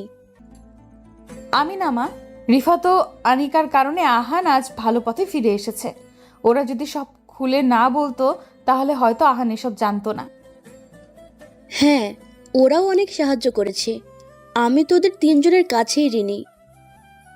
এইসব কথা থাক, আপনি এখন আর এসব নিয়ে টেনশন করবেন না। এখন আর টেনশন কিসের? আমার ছেলে ফিরে আসছে আমার কাছে, এটাই তো এত বছর চেয়েছিলাম। মানসিক শান্তি নিয়ে থাকুন। আমি রাখছি মা। আচ্ছা। ফোন কেটে দেয় ইহিতা। রিফাত ও ইহিতাকে বসতে বলে রুমের ভিতরে আসে ইহিতা। দরজা লাগিয়ে মাটিতে বসে পড়ে। মাথায় খুব যন্ত্রণা হচ্ছে, কিন্তু না, তবুও সে মেডিসিন নিবে না। এখন আর কোনো পিছুটান নেই। হামিদা বানুর ওয়াদা সে রেখেছে। ইহিতা অতি কষ্টে হামাগুড়ি দিয়ে হেঁটে বাথরুমে আসে। দেয়াল ধরে উঠে দাঁড়িয়ে পানির ট্যাপ ছেড়ে মাথায় পানি দিতে থাকে। কিছুক্ষণ পর মাথার ব্যথা নিয়ন্ত্রণ হতে থাকে। পুরো ব্যথা কমে যাওয়ার পর মাথায় তোয়ালে বেঁধে বাহিরে আসে। মাথায় তোয়ালে বেঁধেছো কেন? মাথা ব্যথা বলেছিল, তাই পানি দিয়েছিলাম। মেডিসিন নাও। না, লাগবে না, কমে গেছে। তুমিও না, এসব ডাক্তারি কোথায় পেয়েছো কে জানে।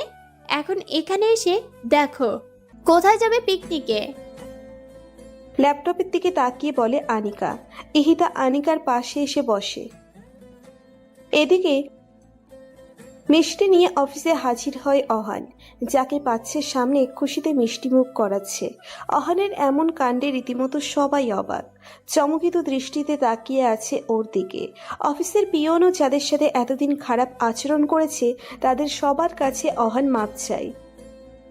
এবং কি যে মেয়েদের সাথে অহান ফ্ল্যাট করত তাদেরকে আপু বলে সম্বোধন করে মাপ চায়। মেয়েরা অহানের এমন আচরণ দেখে পাল্টা জবাব না দিয়ে তাকিয়ে রয়। তারপর চলে যায় বসের কেবিনে। তার সাথে কিছুক্ষণ কথা বলে বাহিরে চলে আসে এবং সবার উদ্দেশ্যে রিজাইন করার কথা বলে ফের মাপ চেয়ে চলে আসে বাহিরে। অহানের প্রতি সবার উপর ক্ষোভ থাকলেও এখন সবাই অবাক হচ্ছে এমন ব্যবহার দেখে, এবং সবার মনে অহানের করা অন্যায়গুলো মুছে গেছে। বাসায় ফিরে পিকনিকের সব বন্দোবস্ত করে একটি সুন্দর এরিয়ার উদ্দেশ্যে রওনা হয়। সেখানে আসতে বেশিক্ষণ লাগে না ওদের। এখানে এসে ছোট্ট একটা টেন্ট লাগিয়ে বারবিকিউ করতে থাকে। হামিদা বানু ও আজমল রহমানকে ভিডিও কলে ওদের পিকনিকের মোমেন্ট দেখাচ্ছে। ওদেরকে হ্যাপি দেখে তারাও হ্যাপি। ওরা খুব এনজয় করে আজকের পিকনিকটা। এরই মাঝে ইহিতার মাথায় পেইন উঠলে পাত্তা দেয় না, ঠোঁটে হাসি ফুটিয়ে সবার সাথে স্বাভাবিক ব্যবহার করে। সন্ধ্যার দিকে ওরা গাড়িতে বাসায় ফিরছে। গাড়িতে বসে অহান ঘুমিয়ে যায়। ওদের চেয়েও অহান বেশি পরিশ্রম করেছে আজ, তাই শরীর বেশ ক্লান্ত ছিল। ক্লান্তিতে চোখে ঘুম এসে পড়েছে। গাড়ির পিছনের সিটের মাঝখানে ছিল অহান, ওর দুপাশে ছিল ইহিতা ও আনিকা। রিফাত ছিল সামনের ড্রাইভারের সাথে। অহান ঘুমিয়ে যাওয়ার ফলে ওর মাথাটা বারবার আনিকার কাঁধের উপর পড়ছিল। আনিকা এটা দেখে অহানের মাথাটা ইহিতার কাঁধের উপর রাখে। আনিকার এমন কাণ্ডে ইহিতা ওর দিকে তাকায়। আনিকা মুচকি হেসে আস্তে করে বলে, তোমার দেবর। ইহিতা অহানের মাথাটা আনিকার কাঁধের উপর রেখে দেয়। মুচকি হেসে আস্তে করে বলে, আর তোমার ভালোবাসা? কথাটা শুনে যেন আনিকা কিছুটা লজ্জা পেল। চোখ সরিয়ে নেয় ইহিতার উপর থেকে। ইহিতা এটা বুঝতে পেরে মুচকি মুচকি হাসছে। এদিকে অহান ইহিতা ও আনিকার কথা শুনতে পেয়েছে। প্রথম যখন আনিকা অহানের মাথা সরিয়ে ইহিতার কাঁধে হাত রাখে, তখনই ওর ঘুম পাতলা হয়ে যায়। তবুও চোখ মেলে তাকায় না। ওদের দুজনের কথা শুনে অহান আড়ালে মুচকি হাসে। বাসায় এসে ফ্রেশ হয়ে হালকা খাবার খেয়ে যে যার মতো শুয়ে পড়ে। কিন্তু ইহিতার চোখে ঘুম নেই। ফ্লোরে বসে একটা কাগজে কিছু একটা লিখতে ব্যস্ত সে। লেখা শেষ করে বিছানায় এসে ঘুমিয়ে পড়ে ইহিতা। দুদিন পর অহান, ইহিতা সহ রিফাত ও আনিকাও বাংলাদেশে একেবারের জন্য চলে এসেছে। ওরাও আর যাবে না, চায় না, এখানে থেকেই জব করবে, বাবা মায়ের সাথে থাকবে। হামিদা বানুর ঘরে সেই আগের মতো হাসি খুশির আমেজ ফিরে আসে, যেটা হারিয়ে গিয়েছিল বহু আগে। তারা বেশ খুশি। মরাসরা পরিবার যেন জীবন্ত হয়ে ওঠে। এই খুশি ভাগাভাগি করে নিতে ইহিতার বাবা মাও আসে এই বাড়িতে বেড়াতে। অনেকদিন পর তারা তাদের মেয়েকে দেখতে পেয়ে বেশ খুশি। এরই মধ্যে অহান আরমানের অফিসে চাকরির জন্য অ্যাপ্লাই করে। আরমানের ভাই হবার সুবাদে অহান সেই কোম্পানিতে ভালো পোস্টে চাকরি পেয়ে যায়। সাথে রিফাতেও সেই একই কোম্পানিতে চাকরি হয়। এই বিষয় নিয়ে তারা আরো বেশি হ্যাপি ছিল। ঠিকমতো চলছিল তাদের দিন। অহান আরমানের মতো অফিসে যেত, রাত পার হলেই বাসায় ফিরত। আর মাঝে মাঝে ভাবি দেবরের খুনসুটি তো আছেই। এখন অহান আর হামিদা বানুকে ভয় পায় না। তবে বাবা মায়ের প্রতি অনেক শ্রদ্ধাশীল হয়েছে অহান। আনিকার বাবা মা অহানের বাবা মায়ের সাথে কথা বলে ওদের বিয়ের ব্যাপারে। হামিদা বানু ও আজমান রহমানের কোনো আপত্তি ছিল না এই বিয়েতে। আর অহানও আনিকাকে বিয়ে করার জন্য রাজি ছিল। সামনের শুক্রবার ওদের এঙ্গেজমেন্ট। সব কিছু ঠিকঠাক চলছিল। হাসি খুশি পরিবার ছিল না, কোনো কিছুর ত্রুটি। কিন্তু কথাই আছে, হাসি খুশি দিনগুলো বেশি দিন স্থায়ী রয় না। একদিন দুঃখ প্রকাশ পাবে, আজ না হয় কাল। সকাল থেকে ইহিতাকে ডেকে উঠাতে পারেনি হামিদা বানু। আজমুল রহমানও কয়েকবার ডেকেছে, কিন্তু কোনো সাড়া পায়নি। শেষে বাধ্য হয়ে ঘুমন্ত অহানকে ডেকে তুলে হামিদা বানু। অহান ব্যাপারটা শুনেই তড়িঘড়ি করে উঠে ইহিতার রুমের সামনে আসে। অহানও কয়েকবার ভাবি বলে ডাক দেয়, কিন্তু ভিতর থেকে কোনো সাড়া পায় না। সবার মনের মধ্যে ভয়ের আশঙ্কা দানা বেঁধেছে। অহান দ্রুত দরজা ভাঙার চেষ্টা করে, একা কিছুক্ষণ চেষ্টা করে। পরক্ষণে রিফাতকে ডাক দেয়। রীতিমতো সেখানে কিছু এলাকার মানুষ এসে জড়ো হয়েছে। দুজনে মিলে জোরে ধাক্কাতে থাকে। কাঠের দরজা হওয়ায় এক পর্যায়ে ভেঙে যায়। রুমের ভিতরে অহান, রিফাত, হামিদা বানু, আজমুল রহমান ঢুকেই থমকে যায়। কথা বলার ভাষা তারা হারিয়ে ফেলেছে। বাকরুদ্ধ হয়ে গেছে তারা। ইহিতা বেশ স্বাচ্ছন্দ্যের সাথে ঘুমিয়ে আছে। এক হাত ঝুলে আছে বিছানার নিচে। পরনে ছিল সেই শাড়িটি যেটা আরমান দিয়েছিল। সেই একই রকম স্বাদ ছিল চেহারাতে। তাদের বুঝতে আর বাকি থাকে না ইহিতা আর নেই। তাদের ছেড়ে বহু দূরে চলে গেছে, যেখানে আছে এ বাড়ির বড় ছেলে আরমান। হামিদা বানু জোরে চিৎকার করে কান্না করে মাটিতে বসে পড়ে। আজমুল রহমান হামিদা বানুকে বুকের সাথে জড়িয়ে ধরে সান্ত্বনা দেওয়ার বৃথা চেষ্টা করছে, কারণ সে নিজেও কাঁদছে। অহান ঠোঁটে কৃত্রিম হাসি ফুটিয়ে রিফাতের কাঁধে হাত রেখে বলে, রিপাত ভাবি তো ঘুমিয়ে আছে তাই না? সে তো মারা যায়নি। সামনে গিয়ে দেখ, ভাবি সত্যি ঘুমাচ্ছে। সে মারা যায়নি রে, বল তুই আম্মুকে বল সে ঘুমিয়ে আছে। রিফাত অহানের কথা শুনে অন্যদিকে মুখ ঘুরিয়ে কান্না আটকানোর চেষ্টা করছে। রিফাতের উত্তর না পেয়ে অহান শেষে চিৎকার করে বলে, বল না, কেন বলছিস না তুই? ভাবি তো ঘুমিয়ে আছে রে, বল দোস্ত। জোরে ধাক্কা দিয়ে রিফাতকে সরিয়ে কান্নায় ভেঙে পড়ে অহান। হাঁটু বেড়ে বসে বাচ্চাদের মতো কাঁদছে। এমন কান্না বোধ হয় তার ভাই মারা যাওয়ার সময়ও কাঁদেনি। রিফাত, আনিকা ও ইহিতার পরিবারের সবাইকে খবর দিয়ে দেয়। আনিকা অহানদের পাশের এলাকায় থাকতো। খবর পেয়ে দৌড়ে ছুটে আসে অহানদের বাসায়। রুমে ঢুকে ইহিতাকে দেখে দেয়ালে পিঠ ঠেকিয়ে কান্না করে। অহানের আগের দিনগুলোর কথা মনে পড়ে যায়। ইহিতার সাথে কাটানো প্রতিটা খুশির, রাগারাগির, দুষ্টুমিগুলো খুব মনে পড়ছে। চিৎকার করে কান্না করছে অহান। কিভাবে মেনে নিবে? তার বড় ভাবি আর এই পৃথিবীতে নেই।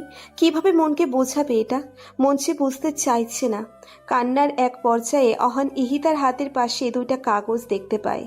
অহান দ্রুত হামাগুড়ি দিয়ে বিছানার কাছে এসে প্রথমে কাগজটি হাতে নিয়ে খুলে পড়তে থাকে। সেই কাগজে কিছু লেখা ছিল। কিভাবে বলবে বা শুরু করব জানি না। প্রথমেই সবার কাছে ক্ষমা চেয়ে নিই। আমার ব্রেন ক্যান্সার হয়েছিল। বিয়ের পর আমার প্রচুর মাথা ব্যথা করত। ওষুধ খেলে কমে যেত, কিন্তু পরে তার চেয়ে বেশি মাথা ব্যথা করত, যার কারণে আরমান আমাকে বাবা মায়ের বিবাহ বার্ষিকীর পরের দিন ডাক্তারের কাছে নিয়ে যাবার কথা বলেছিল। কিন্তু তার আগে আমার দুনিয়া পাল্টে গেল। আরমান যাওয়ার পর আমি অনেক দিন যাবৎ পাগলের মতো আচরণ করেছিলাম। এক কথায় পাগল ছিলাম। এসব আমার কাছে অজানা ছিল। আমাকে চিকিৎসা করিয়েছে ঠিকই, কিন্তু ভাগ্যের কি নির্মম খেলা। ডাক্তাররা আমার ব্রেন ক্যান্সারের কথা জানতে পারেনি। আমি সুস্থ হয়ে একা মাথার ব্যথার জন্য ডাক্তারের কাছে যাই। কিছু পরীক্ষা নিরীক্ষা করার পর জানতে পারি আমার ব্রেন ক্যান্সার হয়েছে। তাও লাস্ট পর্যায়ে আছি। যদি অপারেশন করা হয় তারপরেও ভালো হবে না। আমি বেশ খুশি কথাটা শুনে। প্রতিনিয়ত আরমানের স্মৃতিকে আঁকড়ে ধরে ধুকে ধুকে মরার চেয়ে ক্যান্সারে মরা ভালো, তাই এটাকেই বেছে নেই। কিছু মেডিসিন দিয়েছিল। এই ওষুধ রেগুলার সেবন করলে বড়জোর 1 বছর আমি বেঁচে থাকবো। আমি ওষুধ খেতাম না, কিন্তু কয়েকদিন পর যখন মা তোমাকে বিয়ের কথা বলে রাজি হই না, কিন্তু যখন মিথ্যে বিয়ের নাটক করে তোমাকে ভালো পথে ফিরিয়ে আনার কথা বলে, তখন রাজি হই। ওষুধ একেবারে বেশি করে কিনে নিয়ে আসি। তারপর তোমার সাথে চায়নাতে যাই। সেখানে যাওয়ার পরও মাঝে মাঝে আমি মেডিসিন নিতাম না। আর যখন তুমি ভালো হলে তখন অবশিষ্ট মেডিসিন সব ফেলে দেই। আমি জানতাম আজ না হয় কাল মরে যাব, তাই এখানে আসার পর প্রতিনিয়ত আরমানের দেওয়া এই শাড়ি পরে সেজেগুজে থাকি। আমাকে মাফ করে দিবেন সবাই, সবার কাছ থেকে এত বড় সত্য লুকানোর জন্য। দয়া করে আমার উপর রেগে থাকবেন না। আর আহান, যদি কোনো ভুল করে থাকে তাহলে মাফ করে দিও। আনিকাকে বিয়ে করে সুখে থেকো। ভালো থাকবেন সবাই। আরমানের মিষ্টি বউ ইহিতা। অহানের চোখের পানি কাগজের উপর পড়ছে। রিফাত হাত থেকে কাগজটা নিয়ে পড়তে শুরু করে। অহান বিড়বিড় করে বলে, আমি ভালো না হলে হয়তো আরও কয়েকদিন বেশি বেঁচে থাকতেন আপনি। কেন ভালো হলাম আমি? কেন ভালো হলাম? ইহিতার বাবা মা সেখানে এসে উপস্থিত হয়। মেয়ের লাশ দেখে তারা পুরো ভেঙে পড়ে। কি অদ্ভুত মৃত্যু! এবারে ঠিক এই রুমেতে এসেছিল কনে সেজে, আর আজ লাশ হয়ে বের হবে এই রুম থেকে। পুরো বাড়ি জুড়ে কান্নার আওয়াজ প্রতিধ্বনিত হচ্ছে। কে কাকে সামলাবে? সবার অবস্থা এক। ইহিতার এমন মৃত্যু কেউ মেনে নিতে পারছে না। অহান চোখে মুখে ইহিতার হাত ধরে পাগলের মতো বলে, এখন কে আমাকে বকবে? কে আমার গাল টেনে দিবে? কে আমাকে পিচ্ছি অহান বলে ডাকবে? কে বলবে আম্মুকে কল দেব? কে আমাকে শাসন করবে? কার সাথে আমি আমার সুখ দুঃখ শেয়ার করব? ভাত না খেলে কে আমাকে খাইয়ে দিবে? কাকে নিয়ে আমি ঘুরতে যাব বলুন? সব কথার উত্তর আমাকে দিতে হবে। এভাবে না বলে আপনি যেতে পারেন না। উত্তর চাই আমার। উত্তর চাই, উত্তর চাই। হাতের সাথে ওর মাথা ঠেকিয়ে বলে। ইহিতার হাত প্রচণ্ড শীতল ছিল। অহান ইহিতার পাশে থাকা দ্বিতীয় কাগজটি দেখে। কাপা কাপা হাতে সেটি হাতে নিয়ে ঘোলাটে চোখে খুলে দেখে এটা সেই কাগজ যেটাতে অহান ও ইহিতার বিয়ের সাইন ছিল। অহান হাতের উল্টো পিঠে চোখের পানি মোছে। স্পষ্টভাবে অহানের সাইন আছে সেখানে, কিন্তু ইহিতার সাইনের সেখানে ছিল না। সেই স্থানে লেখা ছিল, প্রিয় আরমান, আমার ভালোবাসার শুরুটা যখন আপনাকে দিয়ে হয়েছে, আপনাকে ভালোবেসেই মরতে চাই। আমি শুধু আপনাকেই চাই। প্রিয় ভিউয়ার্স, গল্পটা আপনাদের কেমন লেগেছে অবশ্যই কমেন্ট করে জানাবেন। নতুন গল্প শুনতে আমাদের চ্যানেলটি সাবস্ক্রাইব করে বেল বাটনে ক্লিক করুন। ধন্যবাদ।